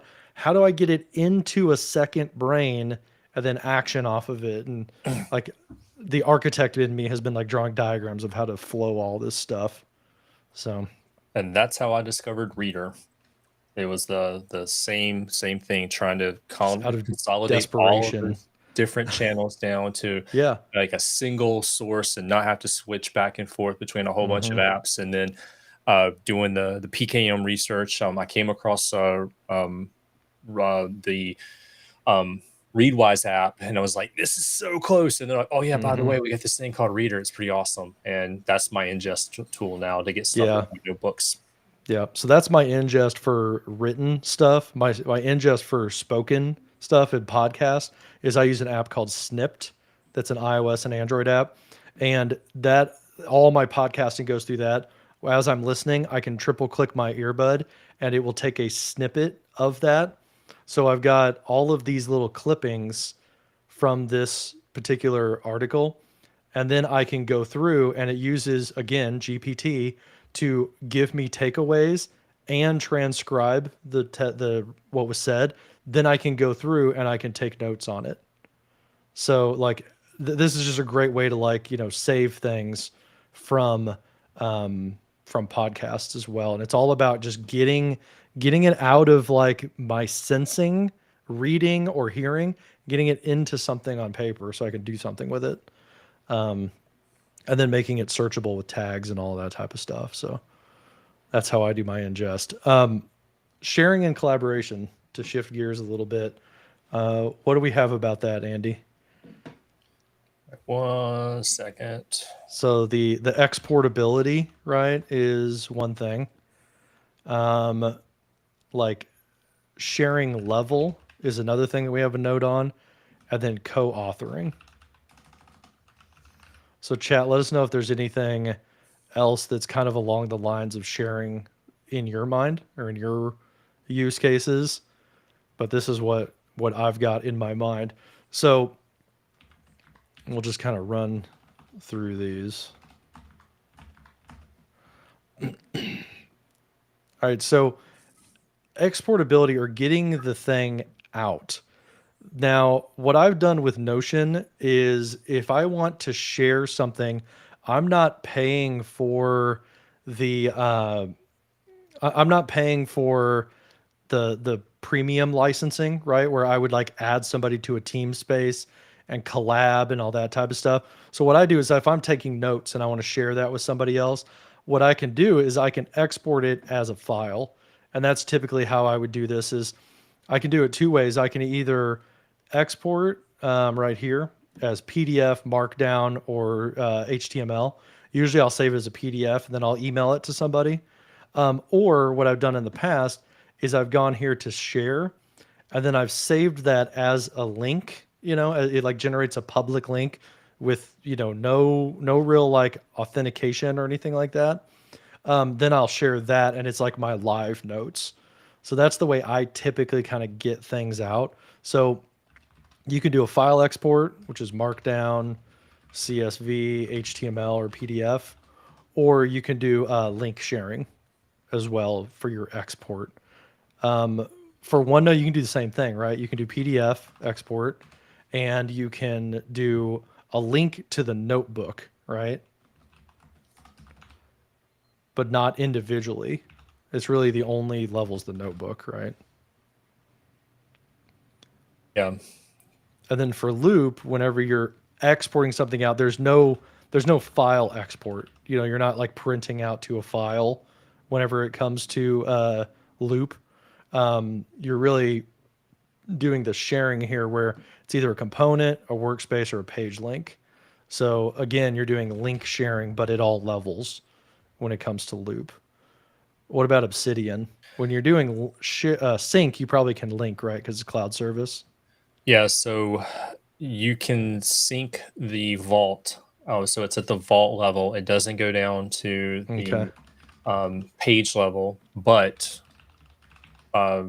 because it's a simple Markdown file, it's easy to export that. If you want to drop it in a Word document and send that.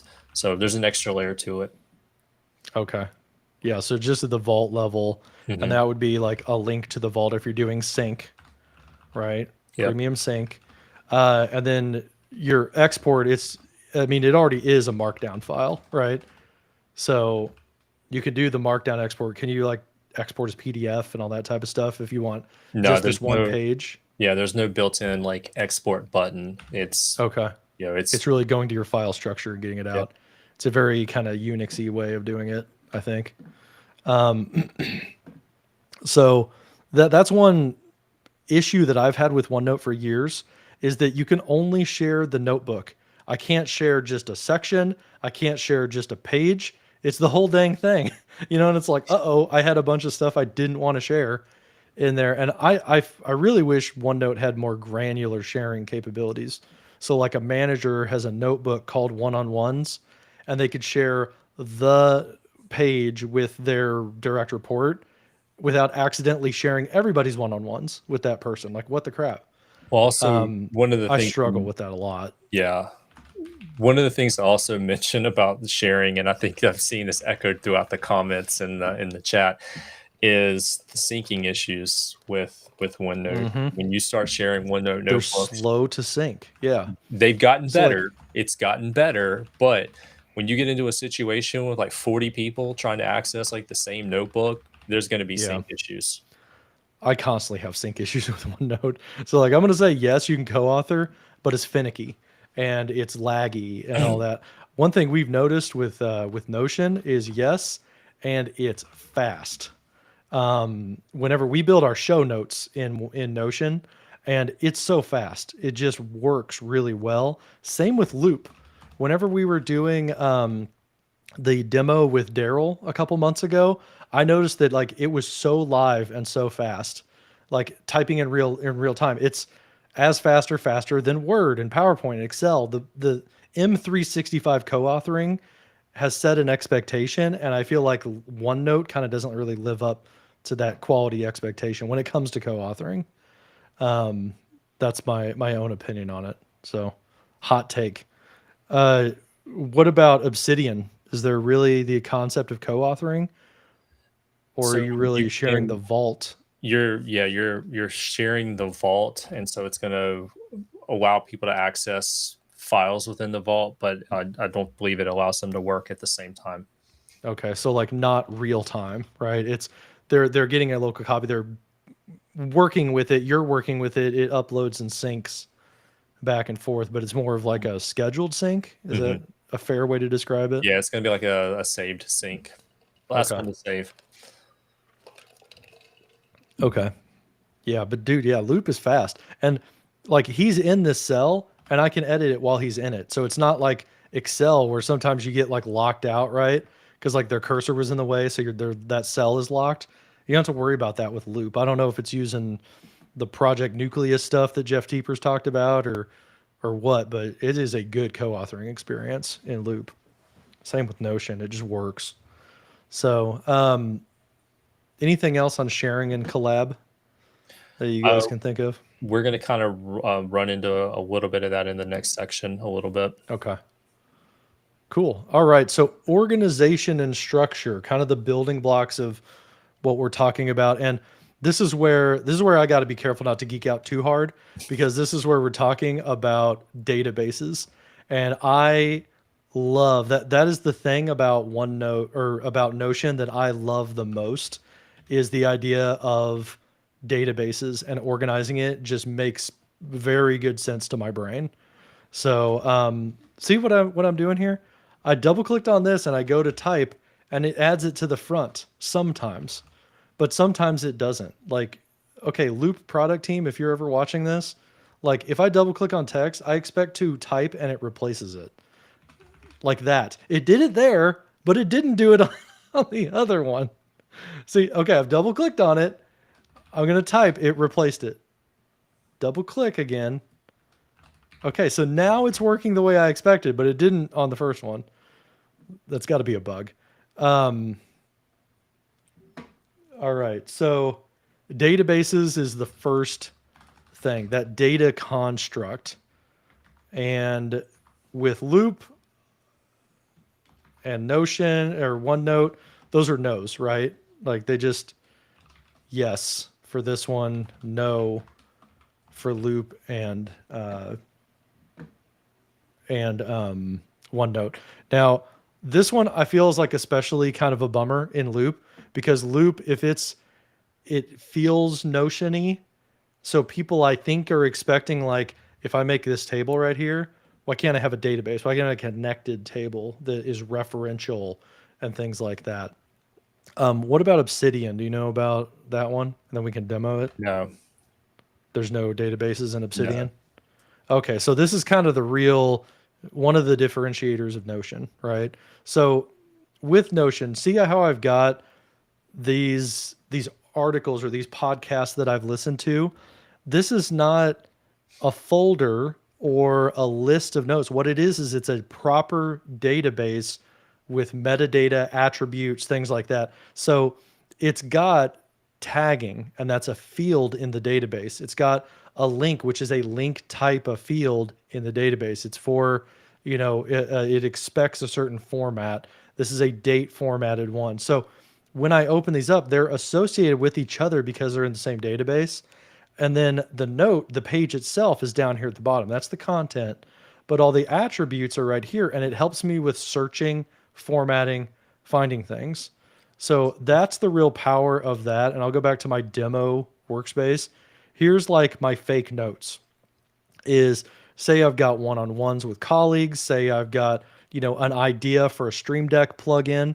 All of this is a database of notes, right? So it's a collection, a way to associate these so that now I can use the attendees and I can find everything that was a meeting with Adele from Contoso.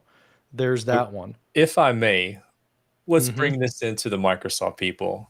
This is a Yeah. SharePoint list. Yeah, This this is is a just like Microsoft SharePoint list, list. but like so much lighter weight, just kind of easy to deal with, you know? I Um, I think it's very similar to what Microsoft has done with the list tool over the last couple of years. Like yeah. the way that I would describe a database is it's a Microsoft list with lookup columns so that you can connect one list to another. It's easy to create because you can create it on the Mm-hmm. page versus having to create it and then add it to the page like we have to do in SharePoint. We have to create the list first and then go and add it to a page afterward. Here, you Yeah. can create it on the page at the time of page creation with other stuff. Mm-hmm. So if Microsoft engineering is listening, it would be really awesome if I could create a SharePoint page and create a list at the same time. Create the list on the page instead of having to create the list and then come back to the page. It Mm-hmm. would just There's save a me. little bit less friction to that Yeah. experience. So And if the Tim, yeah, Microsoft go ahead. people are listening, can we get this in the other apps? Can we get the ability to work with Yeah. Microsoft Lists inside of OneNote and Loop? That would be awesome. Yeah, at least in Loop. So Tim has a good point. He says, "Hey, there's something like that in Loop," and yes, we have done that during our demo with Daryl, where you can change this column type, and you can have it be like a person or a label. The Mhm. label's very powerful, so you can have like a group of labels. The problem is this row right here, Tim, is not its own object. So it's not its own thing, its own loop page. And that's where it would be a database rather than just like a row in a table. And that's where I'm kind of getting to like, this is a little bit more portable because it's the whole page. I can share it independently of the database, publish it. I can do all that stuff. I can add comments on it. It's its own object inside of the construct of the database. And also, with this database, you add a new item or a new object in the database. With this, because they're pages, you can make templates, right? So I've got one set for meeting notes because this is my notes database. So every time I have a new meeting, I can click new, and it's going to create this thing with the topics, the key takeaways, the action items, all those notes. So as I'm typing my notes in the meeting, I can do all that. I did not mean to invoke AI. I can do all that stuff, and then I can also like jump up to the top and be like, "Oh, this is a really important point." I can do a key takeaway, or somebody says, "Oh, I'll take this as an action item." I can take it down in that section. So I have a template basically. This is really basic as far as templates. There's people who sell templates that are way better than what I've done. But that is, I think that kind of covers the idea of databases in Notion for me. So it it's not in OneNote, but the fact that it's not in Loop kind of hurts, to be honest. Um, so anything to add on that you could think of? I would just like to see some of this come to OneNote and Loop.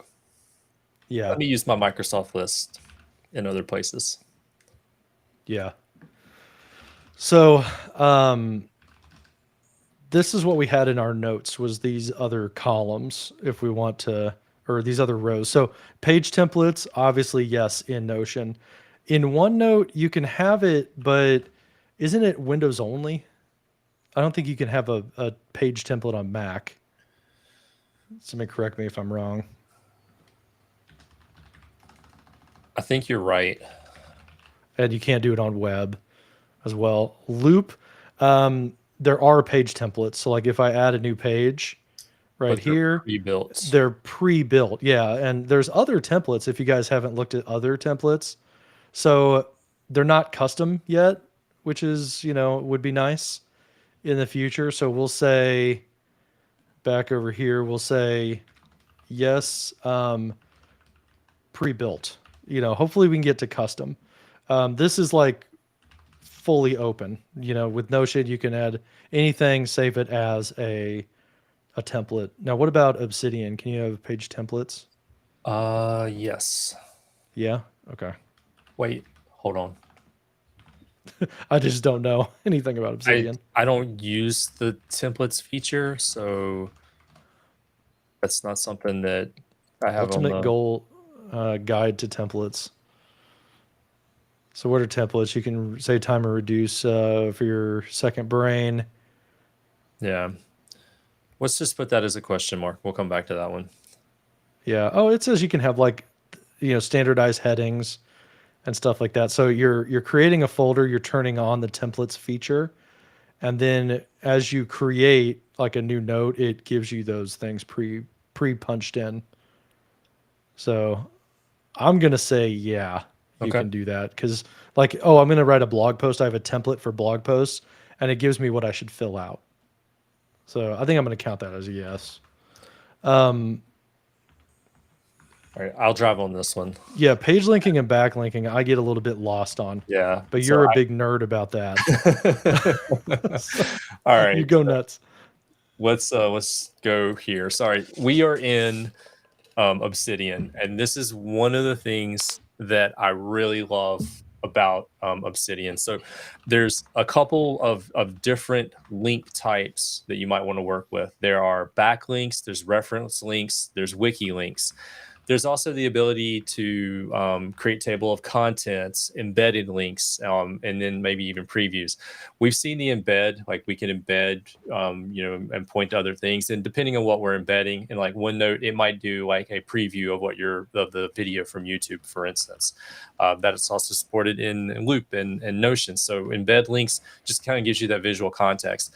In OneNote, you can do an embed link for an Office Online file. So if you've got a cloud file, Word, Excel, or PowerPoint, you can embed that into your OneNote notebook, and you can actually have the Excel file in the notebook. You can have the PowerPoint in the notebook and move through the slides or the Word document, which is really, really powerful.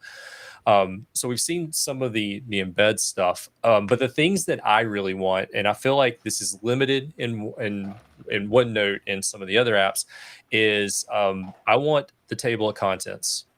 That one for me is like really big. So like I have a notebook and I have a whole bunch of stuff going on. Now, in the way that they structure it, it's like this is, a section, or this is like a page, and these are sub pages underneath it. But I don't have a true like table of contents, which like allows me not only to point out the other pages, but maybe link to a specific paragraph, or maybe link to a sub item related to these Like things. deep over here. linking. Yeah. More than just like the pages itself. Right.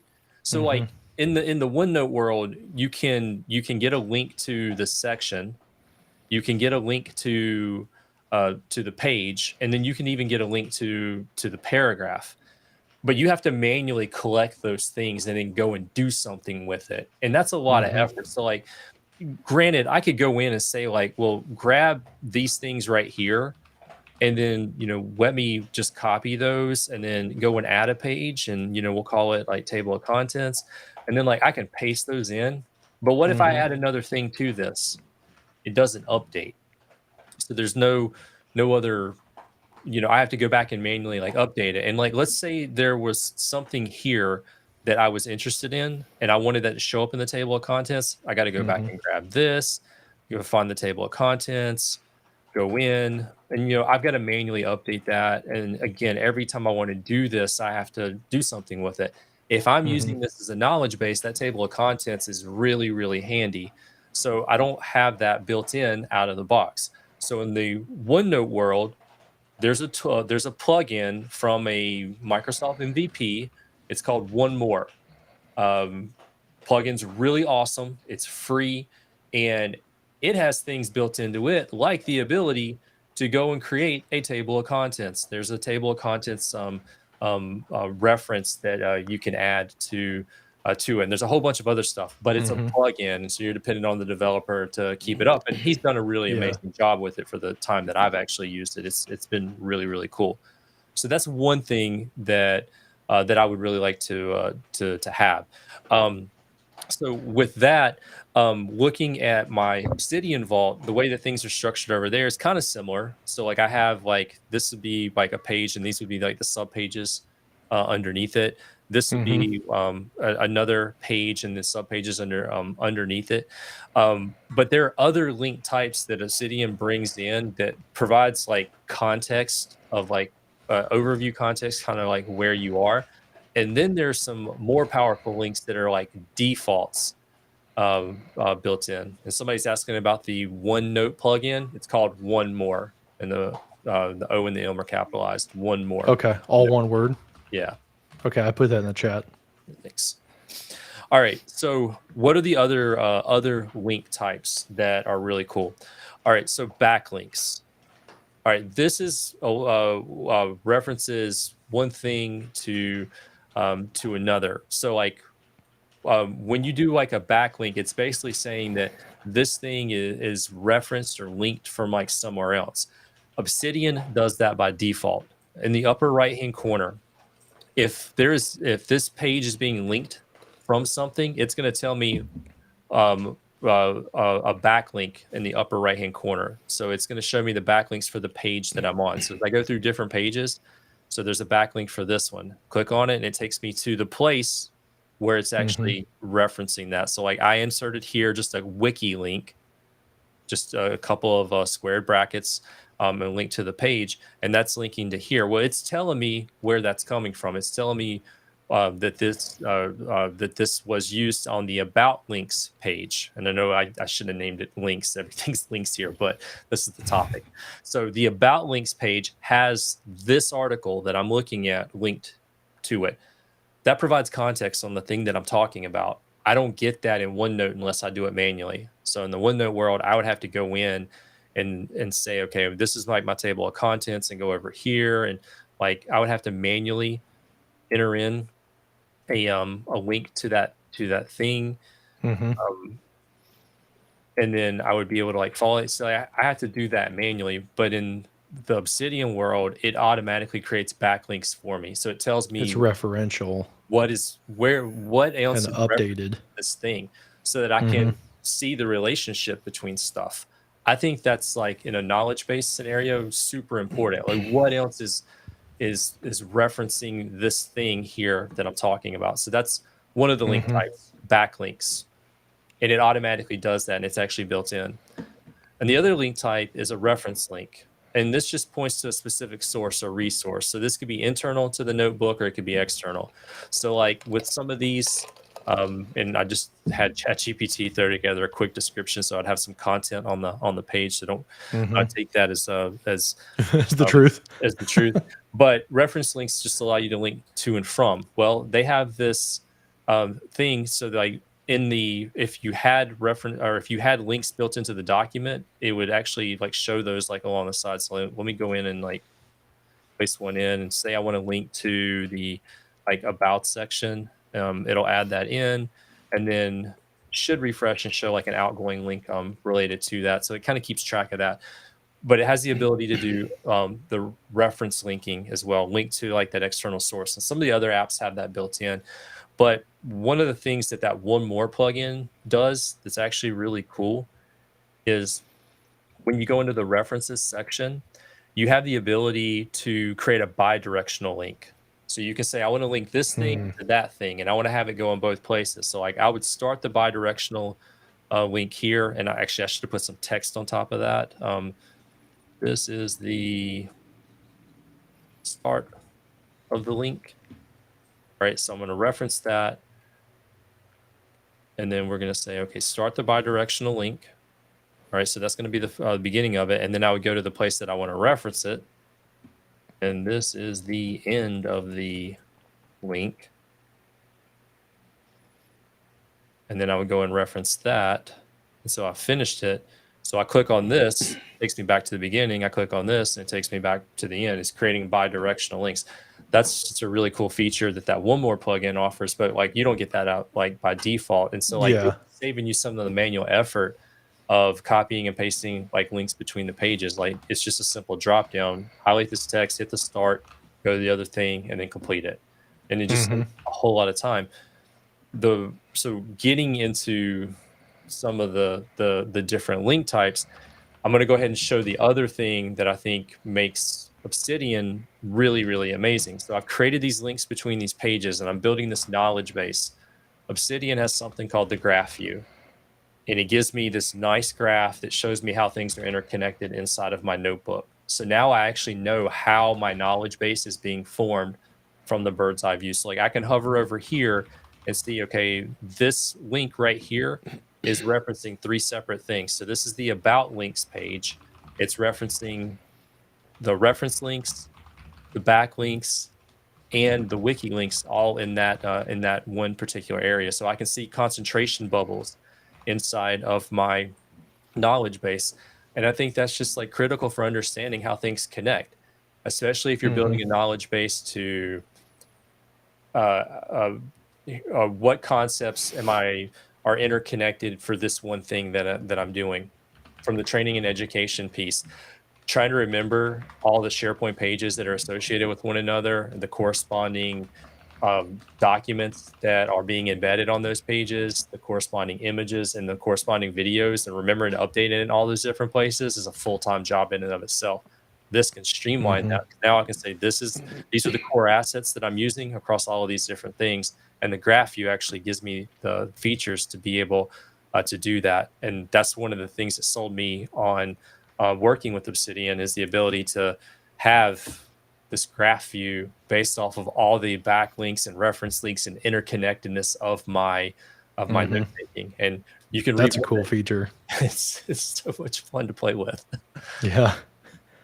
That's really cool for being able to like drill in on things. Yeah. And just to see how things are connected, because like you put a note on this one thing, that note in these other services just kind of exist, and like as you tag things similarly, but you see like how big a project or a topic gets. You can almost see it grow over time, and then see it collapse as something else grows big in your life. You know, I mean, is there a time to this where you can say like, show me how the graph has changed over the past year?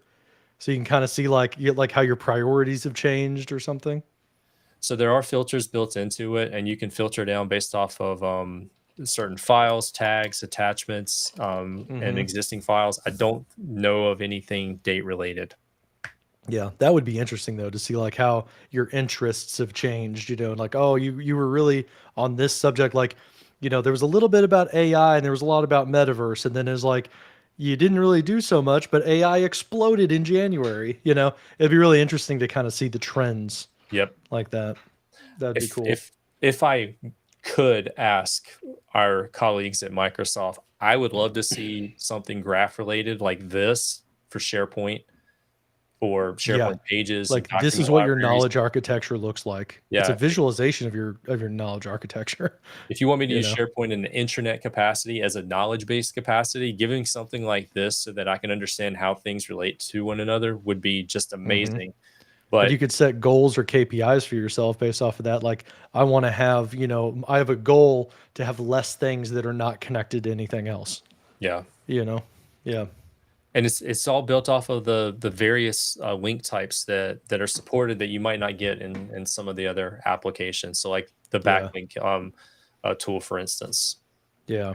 So to steal the screen and move it forward a little bit, there also is all kinds of different linking in Notion as well.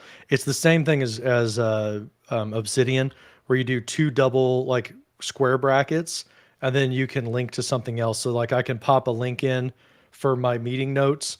When I go there, it jumps to the meeting notes section right there. And again, like Andy showed, it knows that there's something linking to it, and I can get back to that. Oh, it came from the dashboard. The other thing you mentioned was table of contents.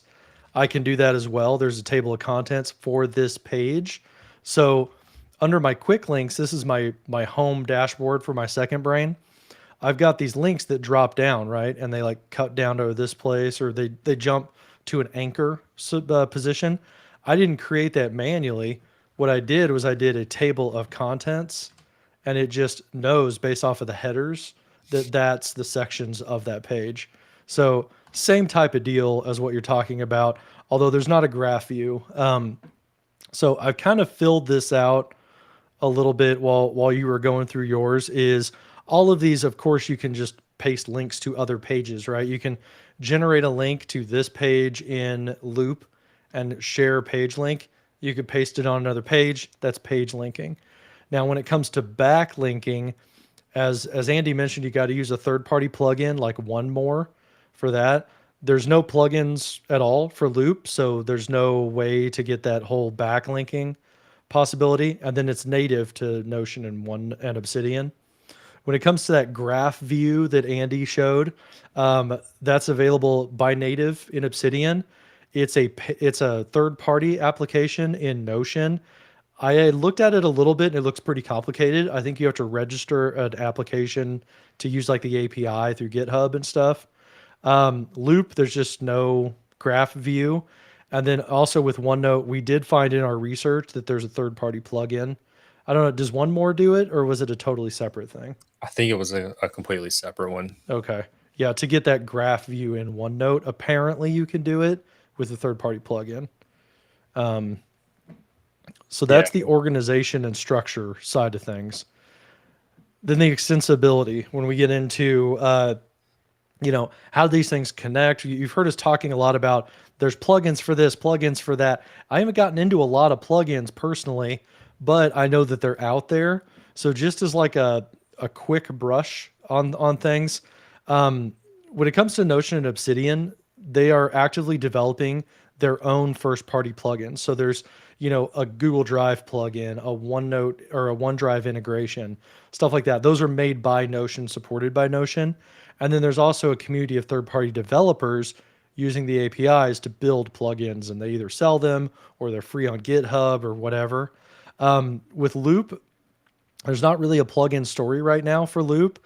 That would be an interesting thing to see maybe at like a build conference or something like that. I have no idea if they're going to announce any kind of extensibility in Loop, but that would be a really cool thing, is if they kind of embrace developers the same way that like Notion has, and hey, we're going to open up Loop to be third party developed. But right now there's no plugins. I don't know of any kind of thing coming for that. Maybe Daryl knows. Then for OneNote, there are third-party plugins. As you talked about, there's OneMore. There's other ones that a lot of them are paid, I think, aren't they? Where you you buy a license and then you add it to your OneNote. And a lot of times also you got to be careful. Is it Windows only? Is it Windows and Mac? Is it just for like the OneNote for Office 365? Is it OneNote for Windows? You got to be careful about which version it works for. So that's something to see there. Yeah, Phil says, yeah, build is next week too. So like maybe there'd be something with Power Automate. I would love to see connectors for Loop with Power Automate. That would be cool. So stay tuned for build. I've got a couple things on my calendar, but I'm not developer focused as much, so I'll attend like the keynote, maybe a couple others. So anything to add on those plugins, Andy, that you can think of before we talk about just the Microsoft synergy that there is? No, I think you covered the plugins pretty sufficiently. One more is free, but a lot of the other OneNote plugins are paid. So just keep that in mind. Yeah. So when it comes to the integrations, we're talking about Outlook, Teams, OneDrive, all the different places within 365. You can do some Notion connectivity with Microsoft 365. So you can add OneDrive, right? There's a OneDrive integration. Also, there's a Power Automate connector that is premium that I found. So you could do a premium connector and use Power Automate for that. Power Automate's 2 words, sorry. But like this whole thing is kind of iffy because of conditional access. So like I found that these things exist, but I can't personally test them because my organization uses obviously conditional access. So, you're probably not going to get very far if you're like using Notion for your thing and you want to integrate into work. You're really kind of keeping these separate. You're in a personal world at that point. So, there are integrations, but you're going to probably have to like work through your infosec group and good luck. When it comes to Loop and OneNote, that's where they shine, obviously, in the Microsoft suite. So, yeah, Andy's typing these out. Like, there's obviously, whenever you're talking about OneNote, or Outlook, there's the ability to email, as well as like what I think is amazing if I was a PC user, is in the OneNote or Outlook calendar, you can take meeting notes and it opens up a new note in OneNote, and then it knows who the attendees are, what the title was, what the description of it was, the join link, all that. So that's very powerful in that like you kind of do your tasks and you do your like meetings and your calendar management in Outlook that cleanly integrates over to OneNote to take those meeting notes. That's pretty powerful. With me, with Notion, if I want to take notes in that platform, I would have to go to Notion, click to make a new note, and then I'd have to put in the meeting details. So that's pretty powerful as well. And then Excel, PowerPoint, OneNote, because of that maturity and that life that it's had, it's gotten integrated where there's OneNote buttons in all of these applications, as well as like in To Do. If you make a task, it syncs to Do. So I think you know a little bit more about that, Andy, don't you? Like syncing a task to Do I mean, from just OneNote. yeah, I've had to do a really deep dive on this That's a lately. problem I used to have before it had integration. I used OneNote for meeting notes and I make check boxes for like action items to Yeah. remember later. Then I forget because I close the note and I never look at it again. That's a problem, you Yeah, know? the integration here is like it's super deep and it's super rich. So like you were just mentioning like the meeting notes feature, you can go into your Outlook calendar and just say send meeting notes to OneNote, and not only does it give the meeting notes, but it Hmm. gives you all the participants of that meeting, and then you can take additional notes on top of that, and it's just like one click to be able to integrate that, which is absolutely amazing. uh, Hmm. the task feature. So you can create the task list inside of your OneNote notebook, and then you can send that to Outlook, and it would sync with the Outlook task. And I believe it does sync with a to-do list Hmm. now. So it would make it easy. Like, let's say I'm in that meeting and I'm using the meeting notes and create a series of actionable items that I want to follow up on, and then just hit the sync to Outlook, and then there it is. And like that integration Hmm. is there. Uh, One feature, email, send if you're on Outlook in the desktop, you can send multiple messages to a OneNote notebook in bulk, including all of the attachments. So, like if you need to pull something out of your inbox, maybe you have a retention policy and you have an essential communication with like an external entity that you really need long term. There was basically one click integration from Outlook to OneNote to be able to capture that. And then some of the other things like we just had here, one I want to point out is PowerPoint link to notes. If you've never used this, this gives you the ability in your notebook to reference slides in a PowerPoint presentation, and you don't have to leave the notebook. So you could have like Hmm. your notebook with your draft and your summary of all the things you want to build related to a presentation.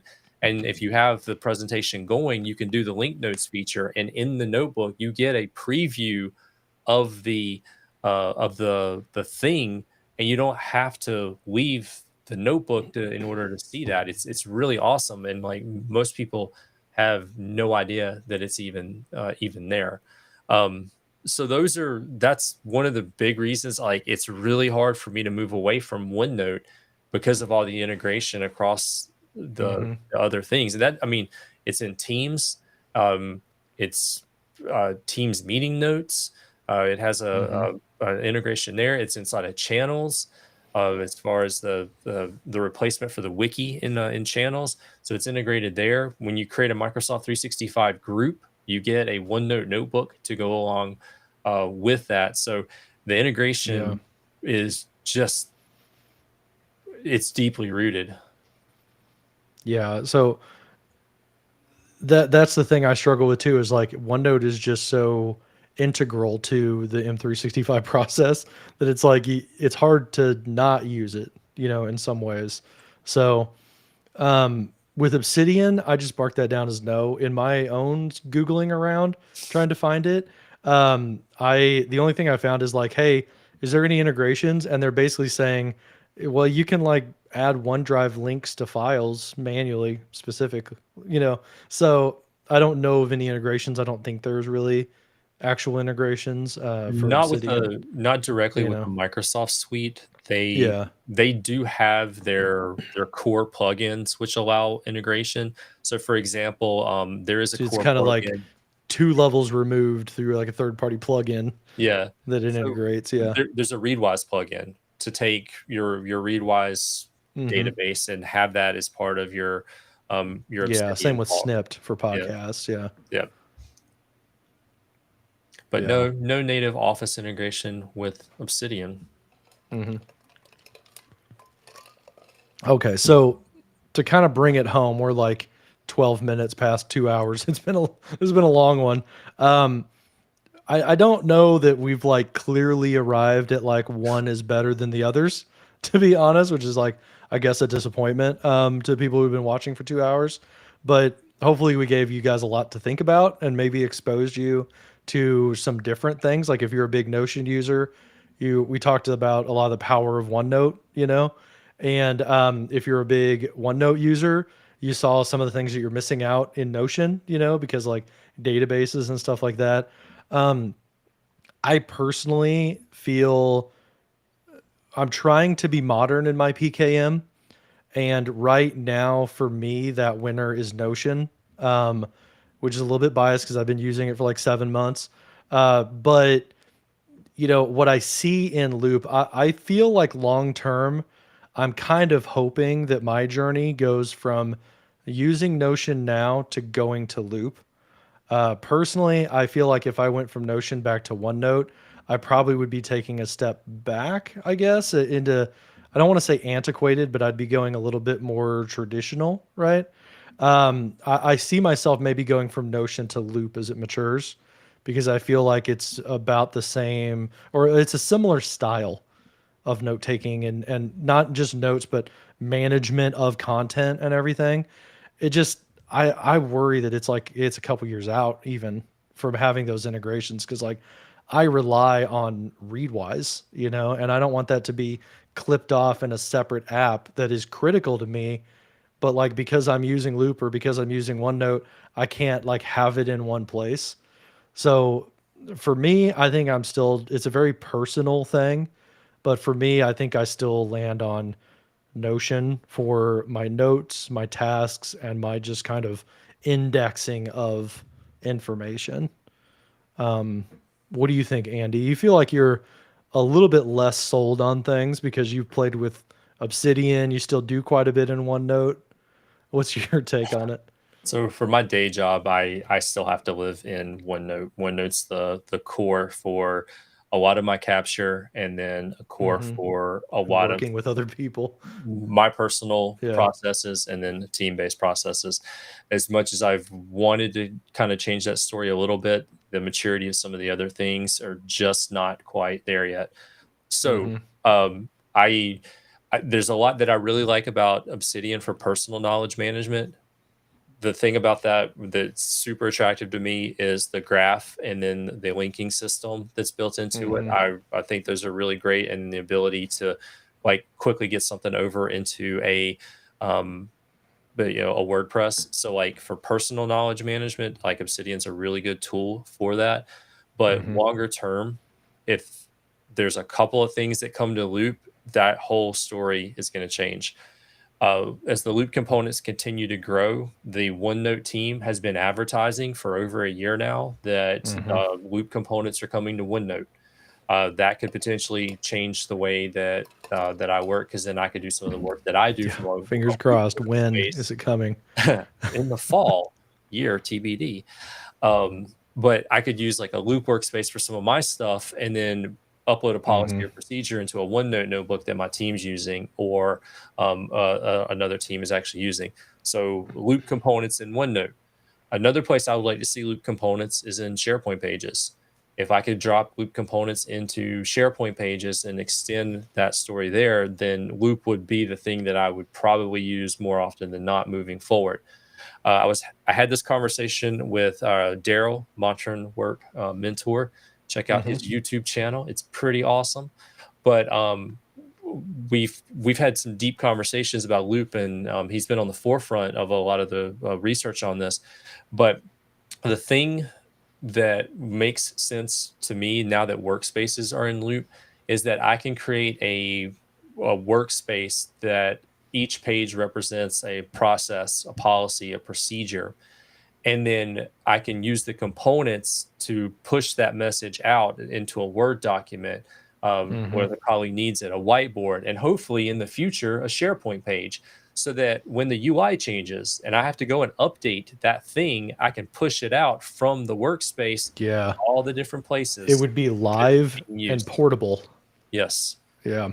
So from like documenting procedures, steps, and processes, that would give me central management of those assets, those resources, and the ability to push those out everywhere that they need to be referenced, and it's always up to date. Versus today, I have to go page by page in a SharePoint knowledge base and update things manually, page by page. I can use metadata to create columns to, hey, there's a review date on this, or hey, this is the topic that it pertains to, but there's no interconnectedness like I get with the graph view. There's no backlinking unless I do all of that stuff manually. And then remembering that this picture in this document library, and this video in this document library, and these office documents in this document library are used in all of these SharePoint pages. Mhm. That's a manual effort across the board. So with if the loop components continue to grow and integrate into the other parts of the system, loop will be what I use moving forward. Yeah. Okay. So, you ready to land this thing? After the You biggest think? monologue ever. Yeah. No, I think we're both kind of giving political answers, of like what, like, try to consider every side. Um, I will say though, like Hilda, she said she's switching jobs and still kind of doesn't really know where she's going to go because this is an opportunity to change, right? When you're changing jobs, like reassess how you do your own like personal productivity. Um, I think maybe the last thing to leave everybody with is some further resources to go learn about these things.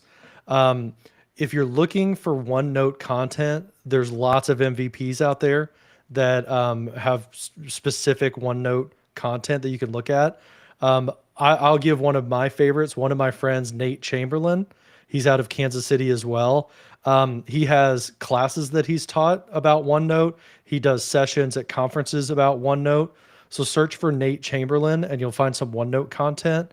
Andy, do you have anybody that you've seen that does like specific OneNote? I know you said you've taught classes on OneNote. I think Rebecca Jackson has done some OneNote stuff as well. Yeah, I was Um, gonna say Rebecca's in the in the comments. chat, yeah. Yeah. Sharon Weaver has done OneNote content before. So there, Shortcut Sherry is another one that I know that like they've done things on OneNote. So in the MVP community, especially, you're going to find OneNote help. Rebecca says a little bit. She's done some OneNote stuff. So search up Rebecca, connect with her as well. Thanks for being in the chat, Rebecca. For Loop, definitely like my go-to for Loop stuff, Daryl Webster, a modern work mentor. Definitely check him out. There's also a lot of other, YouTubers out there they've talked and touched on Loop. Daryl's a guy who stays with Loop and will keep talking about it over time more than just like single brushes. Anybody that you want to recommend for Loop No, Daryl you is can think of? Okay. our Um, friend of the show, and the yeah. the one that I'm waiting to for Uh, anything loop related. for Notion, if you want to learn more, look at Thomas Frank is one on YouTube, crazy, popular YouTuber. Ali Abdal is another guy. He's like a former doctor who like now does productivity talk. There's like dozens of Notion kind of centric people. So definitely look at those on there. Oh, Phil said also join if you're on LinkedIn, join the LinkedIn group for Loop. There's a user group that Daryl runs, and I think Phil also is an owner of it. So join that group to find like-minded people about Loop. Obsidian, I have no idea who to look for I guess. Obsidian. Some nerds in caves. No. That's You how want I to go? feel. You want to go? Nicole Vanderhoven. I put her. For those of you joining in live, I put her YouTube channel up. She's Okay. an amazing resource for Obsidian, community ambassador. So her Cool. stuff's really, really good. So I put that in the chat window. But Nicole Okay. Vanderhoven. Awesome. Cool. So that gives you guys some places to go look for other things. If we didn't give you an answer, I don't feel like we did, because I don't think there's a clear winner. This is an I think it's exploration. personal. Yeah. Yeah, this was exploratory. I think it solidified my liking of Notion personally, but yeah, here we are. It'll be fun to maybe revisit in the future and maybe be a little bit more streamlined. So, Tim, thanks for hanging out with us. Thanks, Rebecca. Thanks, Phil. Thanks, Darwin. Everybody who's been like continually chatting. Hilda, all of you guys. This was a long one, but it was a lot of fun to just discuss about.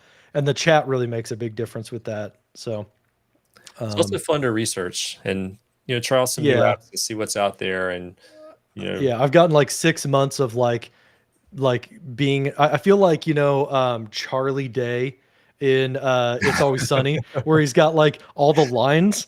I feel like I got that off of my chest. Like this is my crazy world that I've like dove into.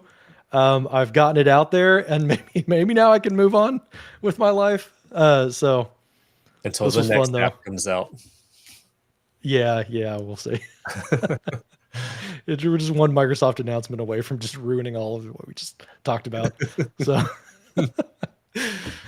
all right, everybody. Well, thanks so much. I hope you have a good weekend, and thanks for watching. We'll see you next month. See you in the next one. All right, bye, guys.